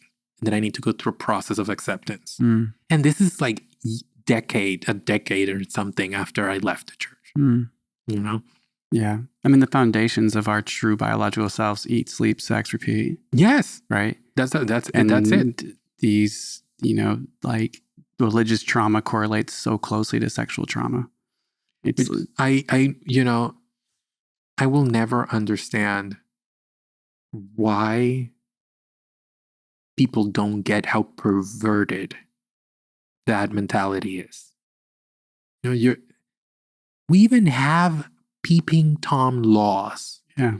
If you are like voyeur, you can get what's the type of felony, like the one that it's not. I don't actually know what it is, but but you know that there are types of, you know, the degrees of wrongness, I guess. You know, like a misdemeanor. You can get like a misdemeanor for being a voyeur or whatever. But God is 24/7. Yeah. How can't you make that connection? Right. How can't you make that connection? Why is it wrong? You know, every time someone got married, I remember the saying is like, this marriage, this holy matrimony is between three. You, your wife, and God. And Jesus. You know, it's like, that is awfully perverted. Well, you know what? And the U.S. government. We were like, we were ingrained from our parents. And because they were the church, right? Pastor's kid. And like that the only way a relationship will ever work is if God's in the middle, because human beings are sinners. You're born a sinner. You're going to make mistakes. You're going to hurt each other. So God is the glue that holds you two together. Yeah. And that's holy matrimony. Yeah. Right. And that really fucked me up for a long time. That still does a little bit. That when there wasn't the God, there was secretly still me praying like all the time after I left the church, but like all my relationships were tainted by that there wasn't this sort of glue. And so that's like the anger was just out of control or this or that. And really difficult to like break free from that and see outside of that. And more so because it's ingrained in you in developmental years. You know, it's like the same way a kid learns a language. If you have a baby and you speak to them in 3 different languages, they will grow up speaking those 3 beautifully well. The same way we are being injected with that religious thing, and there are literal grooves in our brain that are the path of the religious training and physical. So to change those, it's painful, scary, super painful, awful. It's absolutely awful. Yeah, but that's why on this cast I've said it so much. So much of healing can feel so violent. And so we call that violent healing. Yes. It's part of the process, right? And like so much of what I've been, for me right now in my current state of like my own trauma or my own growth, is learning how that, which is old philosophies, right? That like every obstacle is a blessing. Yeah. Right. So every sort of hardship or thing that you do come up that feels so scary to address, and it could be so painful that I have to like get to this part and deal with this, is probably why you should go there. Yes. And that pain and that obstacle is part of what makes you stronger, which I think you said earlier, and I haven't heard the term. Why I want to try to remember it. It was something about, healthy conflict. Oh, yes. Healthy conflict. Right. There's a difference between not healthy conflict and healthy conflict. Yes. And violence without healing is just violence. Yes. Right. Absolutely. And so there has to be both. It's like the yin and yang. Absolutely. Absolutely. And it's, we people don't take this seriously. Usually when people leave church, we leave with complex PTSD. Oh, we talk about that all the time here. It's real. Join us. It's real. I've been diagnosed with PTSD, OCD, and treatment-resistant depression. And generalized anxiety, and it's hell. And all of that is because of the environment where I grew up in church, mixed up with the violence of my mother. And which is another thing, because when you grow up in a home where God is such a prevalent figure, but you're also experiencing violence, like very horrid violence. Somehow it fixes itself, the narrative in your head that this has to happen. So you withstand it. And you start creating methods of survival in your head to be able to go through something that is part of the divine plan. It's part of the divine plan to hear someone telling you every single night that they will kill you in your sleep. And then professing to the world their love for God. And how do you make sense of all of this? As a kid, how? Everything becomes fight or flight at that point, right? Everything. It's all out of survival. Everything. Every single thing. And when you intertwine that with the religion, you don't challenge it. And then when things get out of hand, you go to the adults in the room and say, hey, you're a kid and you're suddenly asking the grown-up questions and saying we need to take action here. And the reaction is drop on your knees and pray. Yeah. And that's what they are doing as well. It's not like shut the fuck up with the grown-ups. We'll deal with it. Yeah. No. It's like we are all thoughts and prayers. Yeah. Thoughts and prayers. Thoughts and prayers. We're all thoughts and prayers. Thoughts and prayers. And what did that do? Absolutely nothing. It almost is like that's why the religion's there in the first place. Correct. Is to keep the people that want the power in power. In power. Yeah. And we see all of that in every single school shooting, every single mass shooting, everything that's happening in the world. You'll see leaders of all types be like, our thoughts and prayers go to these people, rather than any sort of direct change. Correct. Right. You know, a lot of people just go along with it because it's kind of embedded into the psyche. I saw, I don't have contact with my family now because it's healthy for me. I decided to for you. I decided to cut the cord because I tried to keep a relationship that was built on a glass stick about to break. And me trying to keep that secure was destroying me. So I decided to cut it myself. But seeing them from outside, how they themselves are bringing themselves to destruction, and the very few times where I interject and say, hey, someone needs to take legal action here.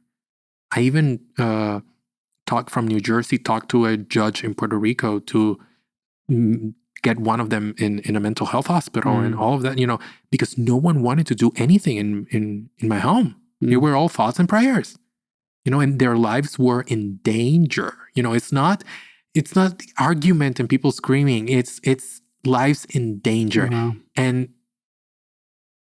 this is how religion can be so destructive.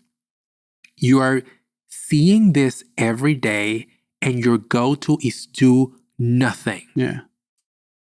Your go-to is do nothing, absolutely nothing. I lay to you a whole bunch of legal strategies, a whole bunch of solutions. Please take one, just one. Think that God works in mysterious ways. The Bible said it. Maybe he's working through me. Just pick one fucking solution. Yeah. No. We need to pray. And now I'm like, I can't deal with this anymore. Yeah. I can't deal with it. I only speak to my grandmother from time to time, and that's it. Wow. Well, good for you.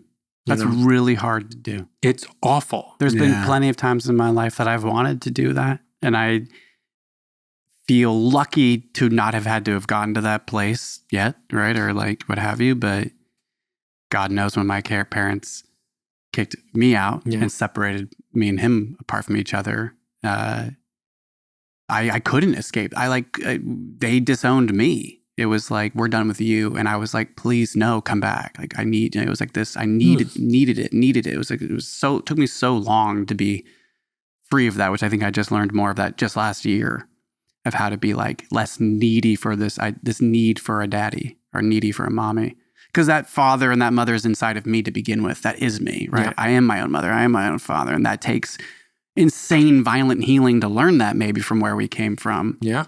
And even my wife, who was brought up still in like a Southern Christian church, completely different upbringing with her parents. Yeah. And she has a lot less, relationship, psychological, sort of like really not much PTSD. And, it's like not that hard to raise kids to be healthy. Yeah. It's not that hard. Yeah. Yeah. But the American Christian evangelical religion does a great job at fucking that up. And then you see these are part of the things that really help me deconstruct.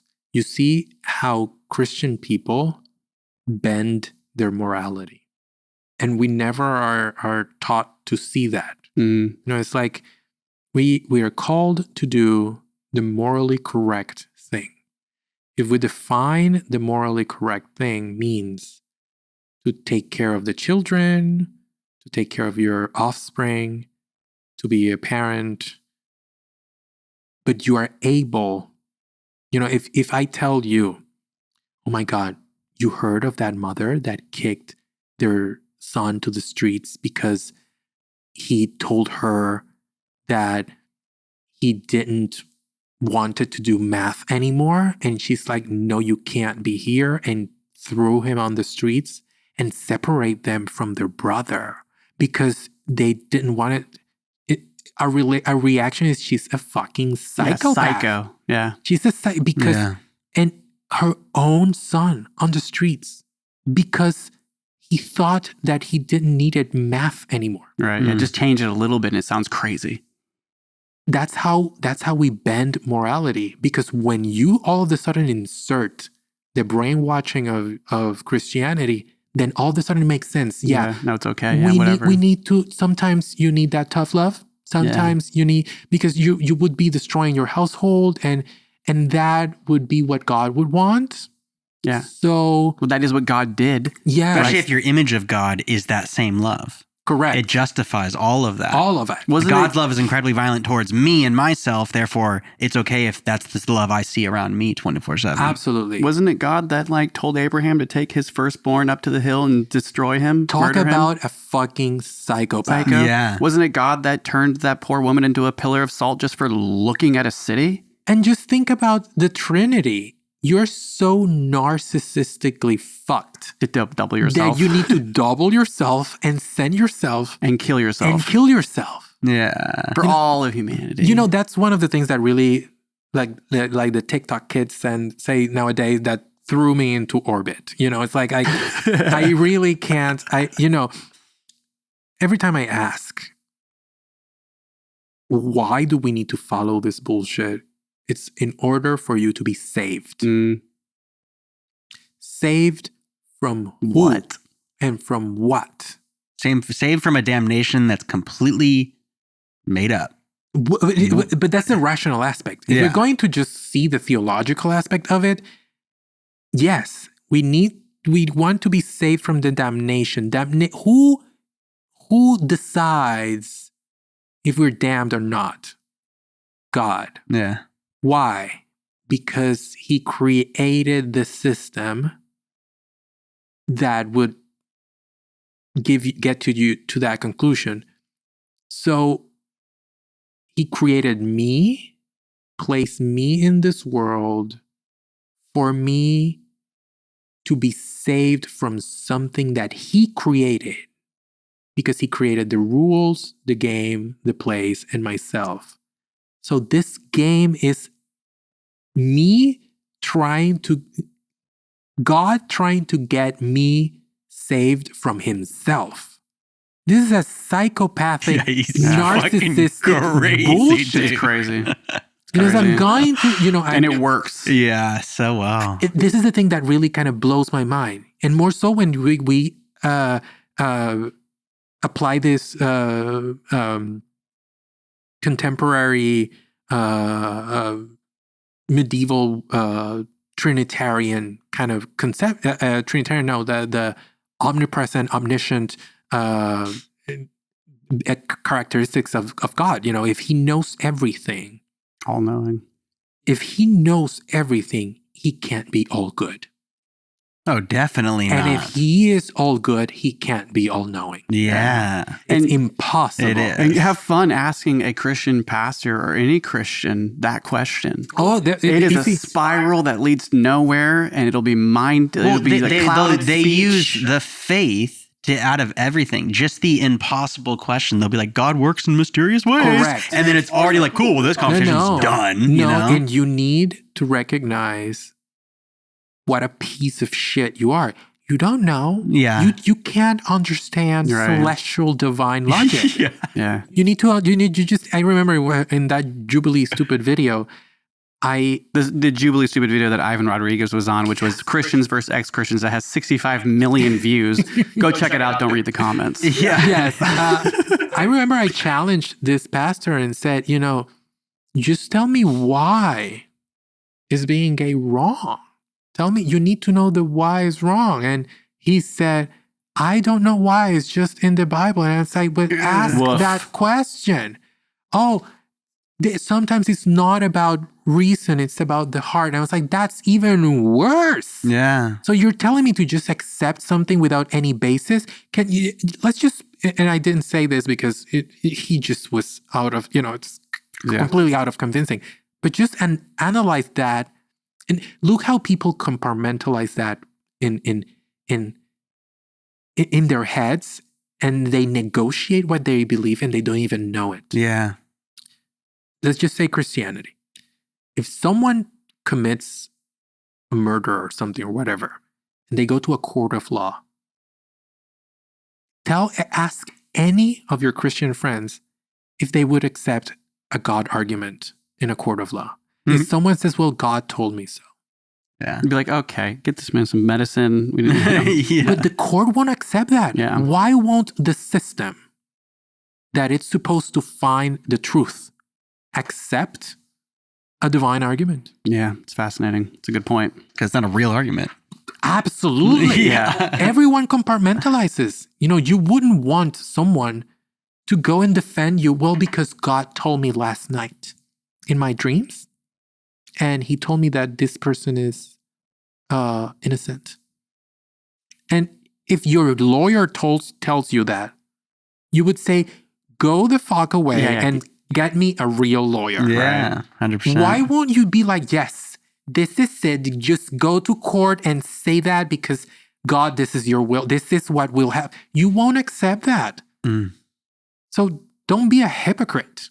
And don't tell me that I can't fuck with someone in my ass because, the Bible says so and you're not willing to put yourself through the fire and flames. Right. Like this song. No. Also, if the Bible said so, then why are all the scriptures in the Vatican hidden? Oh my God. There is like 600 other gospels that are like, oh, well, what white powerful man took those out of the Bible? And who decides what is canonical and not? Yeah. And who decides, all of this canonical and not, the translations that exist that some apologists will say, translations are not that different or here or whatever. Just read the New International Version versus the King David version. Yeah. Just those two two. different Bibles. Wow. And those are like translated from English together, and they've already had the opinion separate. Well, I only read the New King James. Well, that's the only right. That's the only right version. Yeah, that's the only right version. Which is the most conservative one. Yeah. And it was translated and then tried. I think it was Norton Webster or it tried to do a new translation, but it wasn't accepted in the United States because when the United States went in the beginning of 19th century, went through this kind of rediscovering process of trying to get into antiquarianism and things like that, the Bible that they had was the King James, and that was the one they chose. But when you see the history of the King James Bible, I think it was in 16-something, it was written prioritizing conservatism instead of understanding. So there are even uses of the English language in that Bible that are made up for that Bible in order to be as conservative and as strict as you could be in a religious text. The text. And the problem with that, nowadays we don't share that same worldview, but we still use that text to push forward agendas that we negotiate with, whether it is abortion, whether it is LGBTQIA+, transgender, the transgender issue that I really don't understand why the fuck people care so much. It's all because we're using a text that it's not even aligned with the manuscripts that we have that don't even are the original text either. And the Bible is not univocal either as well. We are all taking this text as if it's the word of God, and it's just a word of a bunch of people that we decide to put together.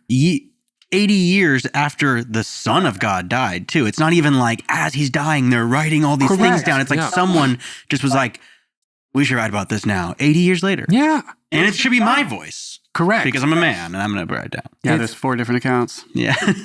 It's completely and utter nonsense. If you go into academia and you use that same system to justify any paper, any bullshit paper that you write for whatever, people will laugh in your face. What's even more terrifying, though, is they're making their own academia. They've been doing it for years. It's horrible. All the Christian schools around here. It's just like, oh, well, I love all the psychologists we've been having on and the therapists we have on, but like you can even get trained up to almost a doctoral degree in psychology for Christians. Yeah, from a Christian Science. Yeah. And it's such a facade in the whole field. Yeah, but then people, they create their own universities, somehow they get credited with their money. own university, money and all that bullshit, but they don't go to the Yale Divinity School. No. When they present you with the real documents and things that will challenge kind of like the historicism and a whole bunch of stuff that you are, they will test your faith. Yeah. They will test your faith. Yeah. No, they need to go. It's this game of telling yourself the same story. And you're right, period. You're just right, period. No one else can be right. And I won't even discuss it, And when you grow up in that kind of system, you learn to hate yourself. Yeah. And getting out of that is tough. You have to learn how to love yourself now. Oh my God. Yeah. When hating yourself is the norm, loving yourself. So scary. It's scary, but also seems weak. It seems disgusting. It's like, what? No. And it's so unhealthy. Why? I will never understand why people don't see this. I just can't. Well, the hope is that they start seeing it, right? Hopefully, yes. And I've said this so many times on this cast that if you're watching this and you share this, any sort of correlation to our stories or whatever, for me, I don't like to give advice. I don't have any answers. But what's working for me in lifetime for years has been therapy. Yes. With a therapist.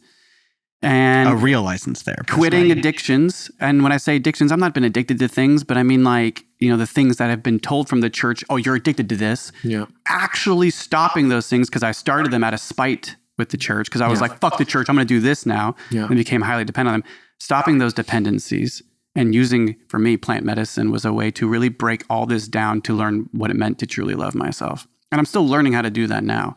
And I'll probably continue to learn that I think we all get to learn that for the rest of our lives. And if we're as lucky to have partners that are an example of actual true love, that really, really, really helps. That's like a cheat code for sure. Absolutely. Right? That you don't have to get through this alone. None of us are getting through this alone. But it can feel really fucking lonely loving yourself for the first time. No, and I tell this to my therapist because of this same issue, I've had to get into intense therapy. I had to go through a lot of different medicines. Right now I'm doing esketamine that it's also has been ironically a godsend. That's what I've heard. Yeah. It's been very helpful. The problem with this type of behavior is that then when you go into changing your mentality through therapy to learn to love yourself, it seems almost like proselytizing yourself in the same way the church told you not to do stuff. Yeah. It's like, okay, so I'm believing this other thing just because? Yeah. I'm learning to love myself just because? Isn't this the same behavior that I'm running away from? And in starting to learn how to separate those things, and understanding the subtleties. It's like the argument like, well, if Hitler drank water, then drinking water is bad, then I can't drink water. You need to understand the subtleties of everything, understanding that changing your mindset to this healthy way of seeing yourself in a process that can be triggering because it could enact similar mind, not tricks, but beliefs and mechanisms. It's not necessarily bad, but that's when you see how ingrained it is and how dangerous it is, because something as healthy as seeing yourself worthy of love becomes something dangerous to do or something you're not really willing to do because it's similar to something you experienced before. It's utter nonsense, Wow. Anyone know how long we've been going? Yeah, I know. How many do we got? Just broke 2 hours. Not bad. Christ. That's not bad. That's not bad. Oh, really? We're doing good. Well, I've been so lost in your story that it's felt pretty short. Yeah, it's like gone by so fast. Something I wanted to bring up, I find super interesting. I was listening to a podcast recently, and they're finding a lot of correlations between autoimmune disorders and childhood trauma. Mm-hmm. But religious trauma is not still yet recognized as trauma. It's not a real thing. And it just, in 2011, our religious trauma became like a classification, but it's still in the terms of, do you have childhood trauma? If you were to say, oh yeah, I have religious trauma, it's like, oh, well, no. It's not going to be taken seriously. You have to be abused or this, which is still very real. But something that I'm like so fascinated with is this is such a trauma. Like you said, CPTSD, it's so real. It's like lifelong trauma. It takes so long to get out of, and then like the correlation to autoimmune disorders. But I would love to see religious trauma higher up on the trauma scale. And I think we will see it. I think it's happening over time. Starting to. And why? Because there has been so much research on epigenetics. And you know that there is like your genetic markers, which are the things that you grow up with. And then epigenetics is the things that happen to you, your surroundings, basically, that can go to the point of affecting genetical markers and changing things in you, which goes into autoimmune disease. Yeah. So all of those things are interconnected. And if people just say, well, if you had traumatic experiences that can go as deep as something epigenetic and change your buildup to the point of creating an autoimmune disease, then it's an umbrella term. It's a traumatic experience. Now, we can go into categorizing those traumatic experiences, and one of them is definitely religious. Yeah. You know, and it just takes someone, you know, academia is also, I can tell you because I'm academic rat myself, but academia is also, there are things move inside depending on what people are willing to challenge because of funding and different things. So I don't think anything Christian might be too inside academia in a way that won't get support that way. But I think there is still this mentality of ruffling feathers and not trying to pinpoint things that could be too controversial. And maybe that's why they might not say religious trauma, but describe everything that could be. Yeah. Exactly everything that could be. If all these boxes check, then you experience this and you're going through this process. Yeah. And this is the result. What produced that could be anything. Yeah, exactly. You just check all these boxes, you know? And, True. you know, and actually that's what's one of, you know, that sort of mentality, ruffling feathers and stuff. It's one of the reasons why I came to this podcast, because I still live with the fear of, what if someone from my family or from church listens to me? Well, we expect you to share this with all of them. No, I'm just kidding. No, but that's actually the therapeutic thing we for think, me. We think sharing it publicly and letting these is. people see it, if they want to, like that's not why we're doing. I mean, like you shared whoever you want to, right? But I think that is a huge therapy. Just going public about anything. Absolutely. Well, I mean, but you see how traumatic it can be. You look at me physically. I have tattoos everywhere, piercings. You see me and you don't think church. No, not at all. But I still have the fear that what if someone from that clique sees a unequivocal statement of church critique from my part. What are they gonna think? It's like, I don't even look like it anymore. You know, it's like, and you might not even care what they would think, but it's there. built into you from a child. Absolutely. And that's the thing about the ruffling feathers and why sometimes people just don't do the thing.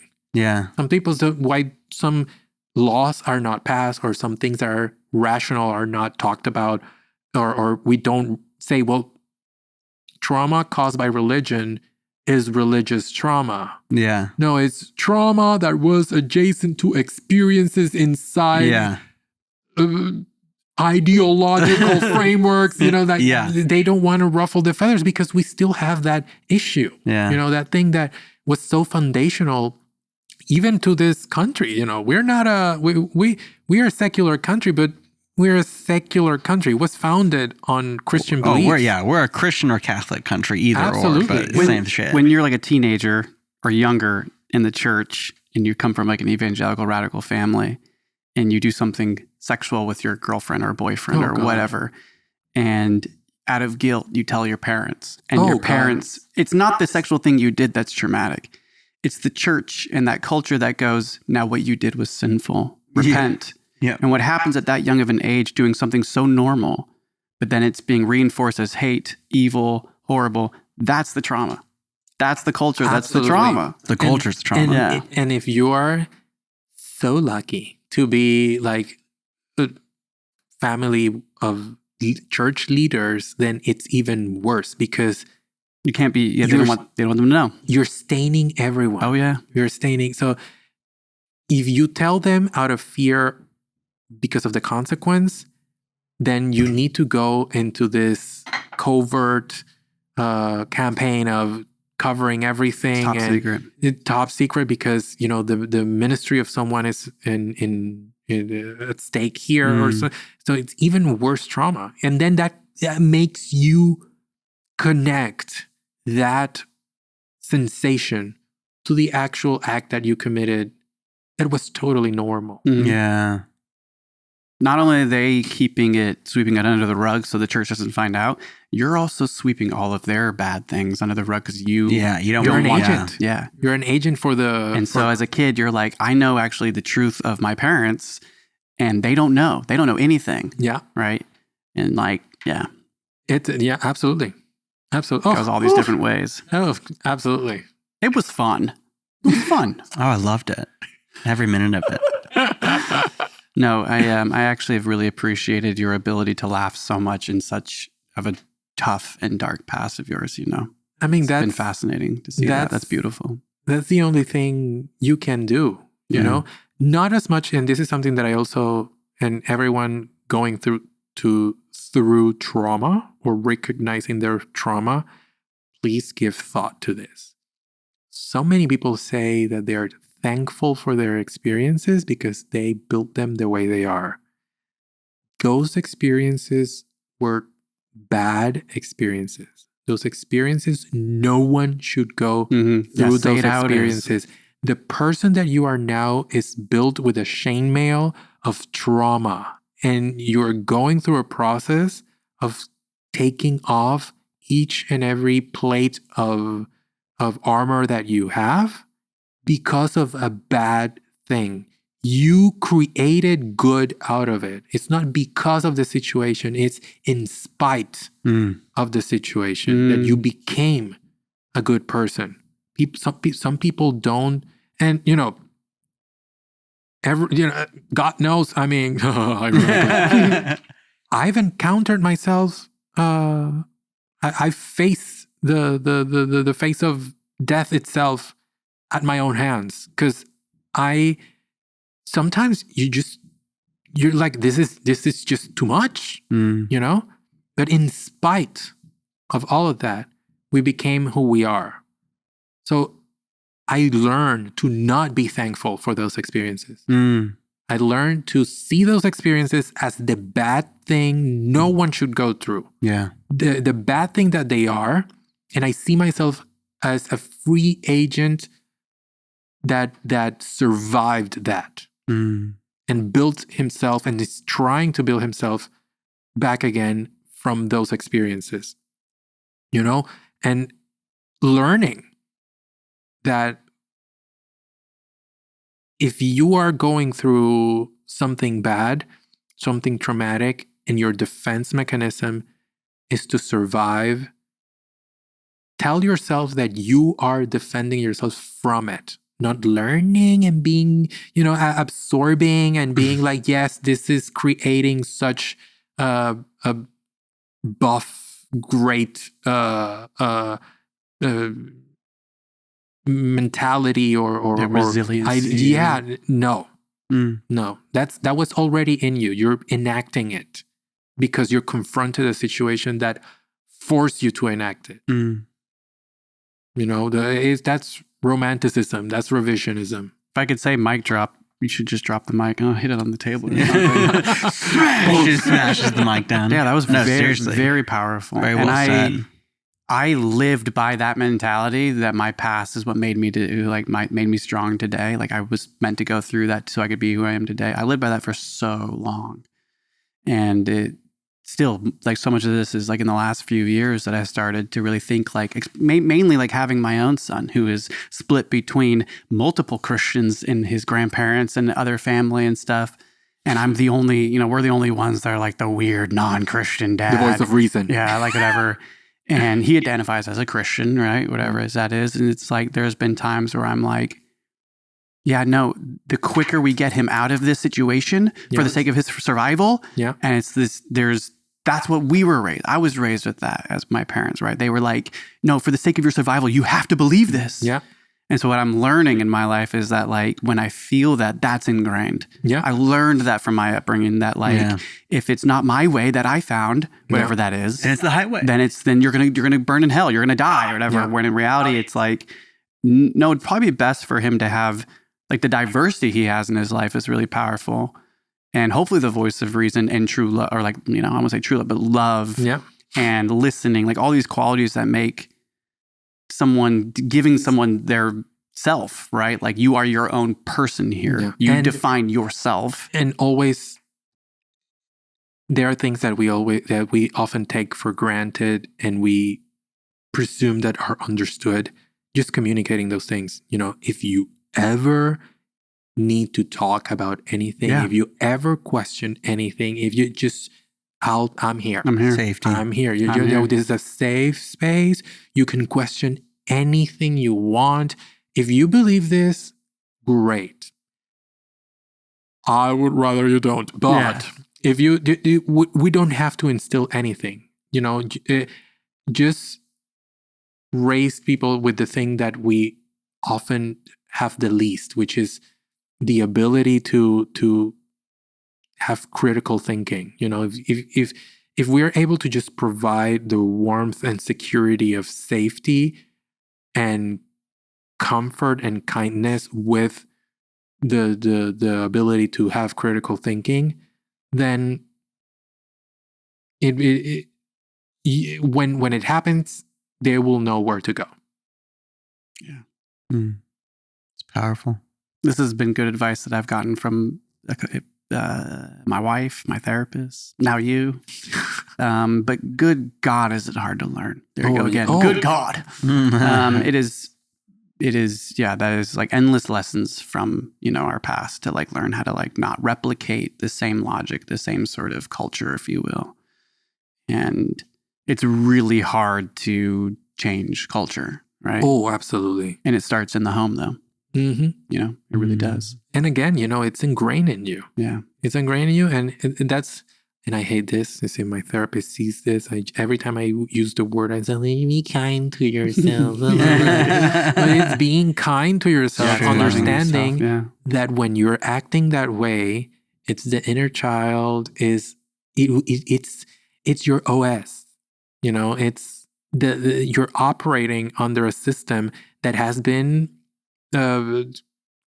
encrypted in a whole host of different things, and it's hard to pick out the characters that we need to push away. And understand that when these things are happening, be kind to yourselves and understand that why they happened. Know the science behind it. That these things are ingrained in your brain in a particular way. The neurons that are connected to manage that message are there for decades. And it's just hard to change. That's why plant medicine is so powerful, because they have the ability of neuroplasticity to break those chains. And just be kind and say, okay, I know I reacted, and understand why you reacted the way you reacted, because of something that you didn't have control before, but now you have the understanding, and just step by step trying to teach yourself. And now we have the tools, step by step, to learn how to disconnect those neural pathways and learn a kinder, more holistic, frankly, more loving, way of living. Because there is no more intense and absolute hate than Christian love. Oh yeah. It's, and breaking from that, it's horrible. Yeah. And we need to be kind to the point of understanding that there are remnants, and those remnants are epigenetically there, are neurologically there, they were branded in our brains. Yeah. I was talking with my therapist, trying to, as I'm going on another plant medicine retreat in a couple of weeks, and part of the process is kind of ridding your life of all of these things that we're dependent on, whether it be podcasts. If you listen to podcasts all the time, get rid of them. If you listen, or if you smoke weed every single day, get rid of it, or try to get rid of it. If you're eating processed foods, get rid of it. And so part of that for me has been breaking free from cannabis again, which was the first mother of my real life ever, Mother Ganja. Yeah. And so breaking free from Mother Ganja is always excruciating and so scary for me. And I'm now 1 week out, so thank you. Anybody that's trying to quit weed, we see you. But it's the same thing. It's the same thing that happened with me with music. Breaking free from it? Yeah. The same, those are the crutches that, we use that term as something demeaning. Oh, you have a crutch. You have a crutch. But why do you have the fucking crutch? Because you can't walk. You need it. Yeah. You need it to walk. So we're using a crutch to help us heal the leg. And once it's healed, we can put it away. Right. But it was there to help us. And we changed the way we walk, how we engage our muscles, our spine bent a little bit in order to be able to use that third leg and all that through that long process of healing. So you need to reaccustom yourself to engage other muscles and all But those just things. the way you're saying that's the soft way of looking at it. That's the loving way to look at the crutches in our lives. And I am a hard ass on myself, right? Yeah. I'm a perfectionist. These are all the religious things, right? They're like the shame, the guilt, and so quitting something, like using cannabis as an example, my process is I can fucking do this. No big deal. Come on, Nathan. Don't be a little bitch, whatever. And, to each their own. Whatever you got to do to break free from these things is fine. But when I was on the phone with my therapist and I was like, I can't figure it out this time. I can't do this. I was like, I'm trying to do this. I'm trying to work out more. I don't know why it's so hard. Every time I take one day off, because I don't sleep. And he just went, Nathan, have you tried just being softer? And I was like, well, and he was like, maybe the next time that you quit and then you start up again, maybe just love yourself.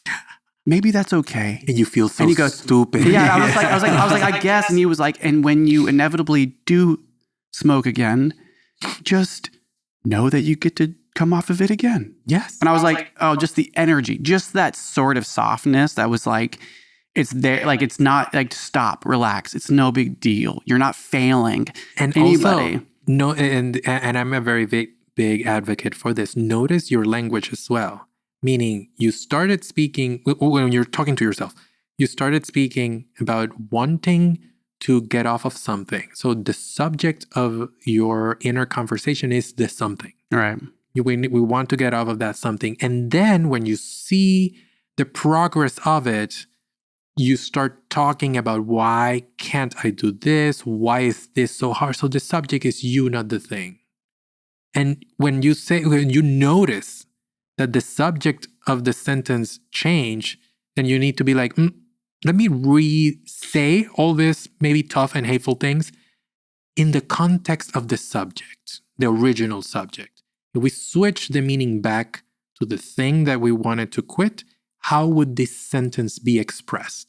And that changes the world. Like, okay, so it was hard. Do I need a quality judgment on this sentence? Like, why is it so hard for me? No, why is hard to quit this? I can't, no, we don't need that part because we're talking about this thing and this thing has no agency. Oh, it has no agency. Oh, and then all of a sudden you reconstruct linguistically something that changes the focus instead of putting you as the element of judgment and putting it back to where it was, and then that keeps you in rails again. Yeah, it's freeing. Yeah, because we are taught to put that focus on us all the time. Which is so narcissistic. Oh, yeah. Narcissistic, but also kind of like, like Pontius Pilate, like washing our hands. It's like everything that happens, it's constantly happening to us. It's constantly on us. It's on our shoulders. And we need to always deal with that in that way. No, sometimes it's just something. Yeah. And you just let it happen. And you treat it and engage with it in that same way. Like my husband always tells me whenever I engage in a conversation that way, he said, remember, the sun doesn't roll around you. Yeah. It doesn't orbit around you. And it's like, yeah, that's true. That's true. Okay. But you're God's chosen people. That's ingrained. That's another one that's really, the Jesus complex and being chosen is a really hard one to let go of. Oh, God. But you're all you really need. Absolutely. That's it. You are purpose just being here. Yeah. Just being alive is purpose enough. Yeah, even better. You create your purpose, so you decide. Yeah, you get to decide. You're here and you get to decide. Yeah, and whenever that's it changes, your purpose. And whenever it changes, you get to decide again. Yeah. Start anew. Keep doing it. Keep doing it. Yeah, even better. You're here for at least 80 years. Maybe, yeah. So I was aiming for 30 and now I'm 33, so I'm way past. So well, you know that suppose some text or whatever, some history says that Jesus was crucified at the age of 33. So here you are. Right. Being crucified here on the Moral Combat podcast. Absolutely. That was very symbolic. That's true, but it's actually a very good year. The year that I'm here in this podcast is the year that I will get my doctoral degree. Yeah.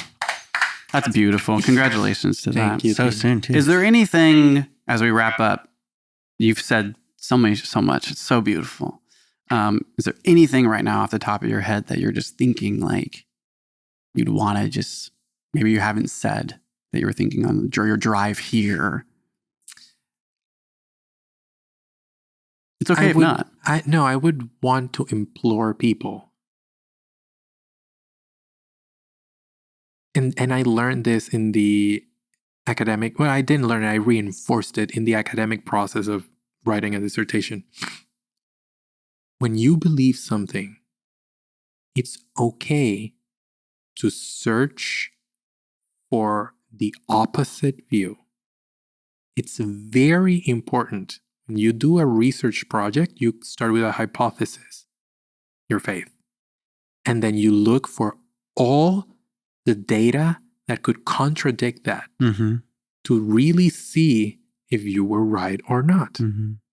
Why are you afraid of searching the contradicting data of what you believe?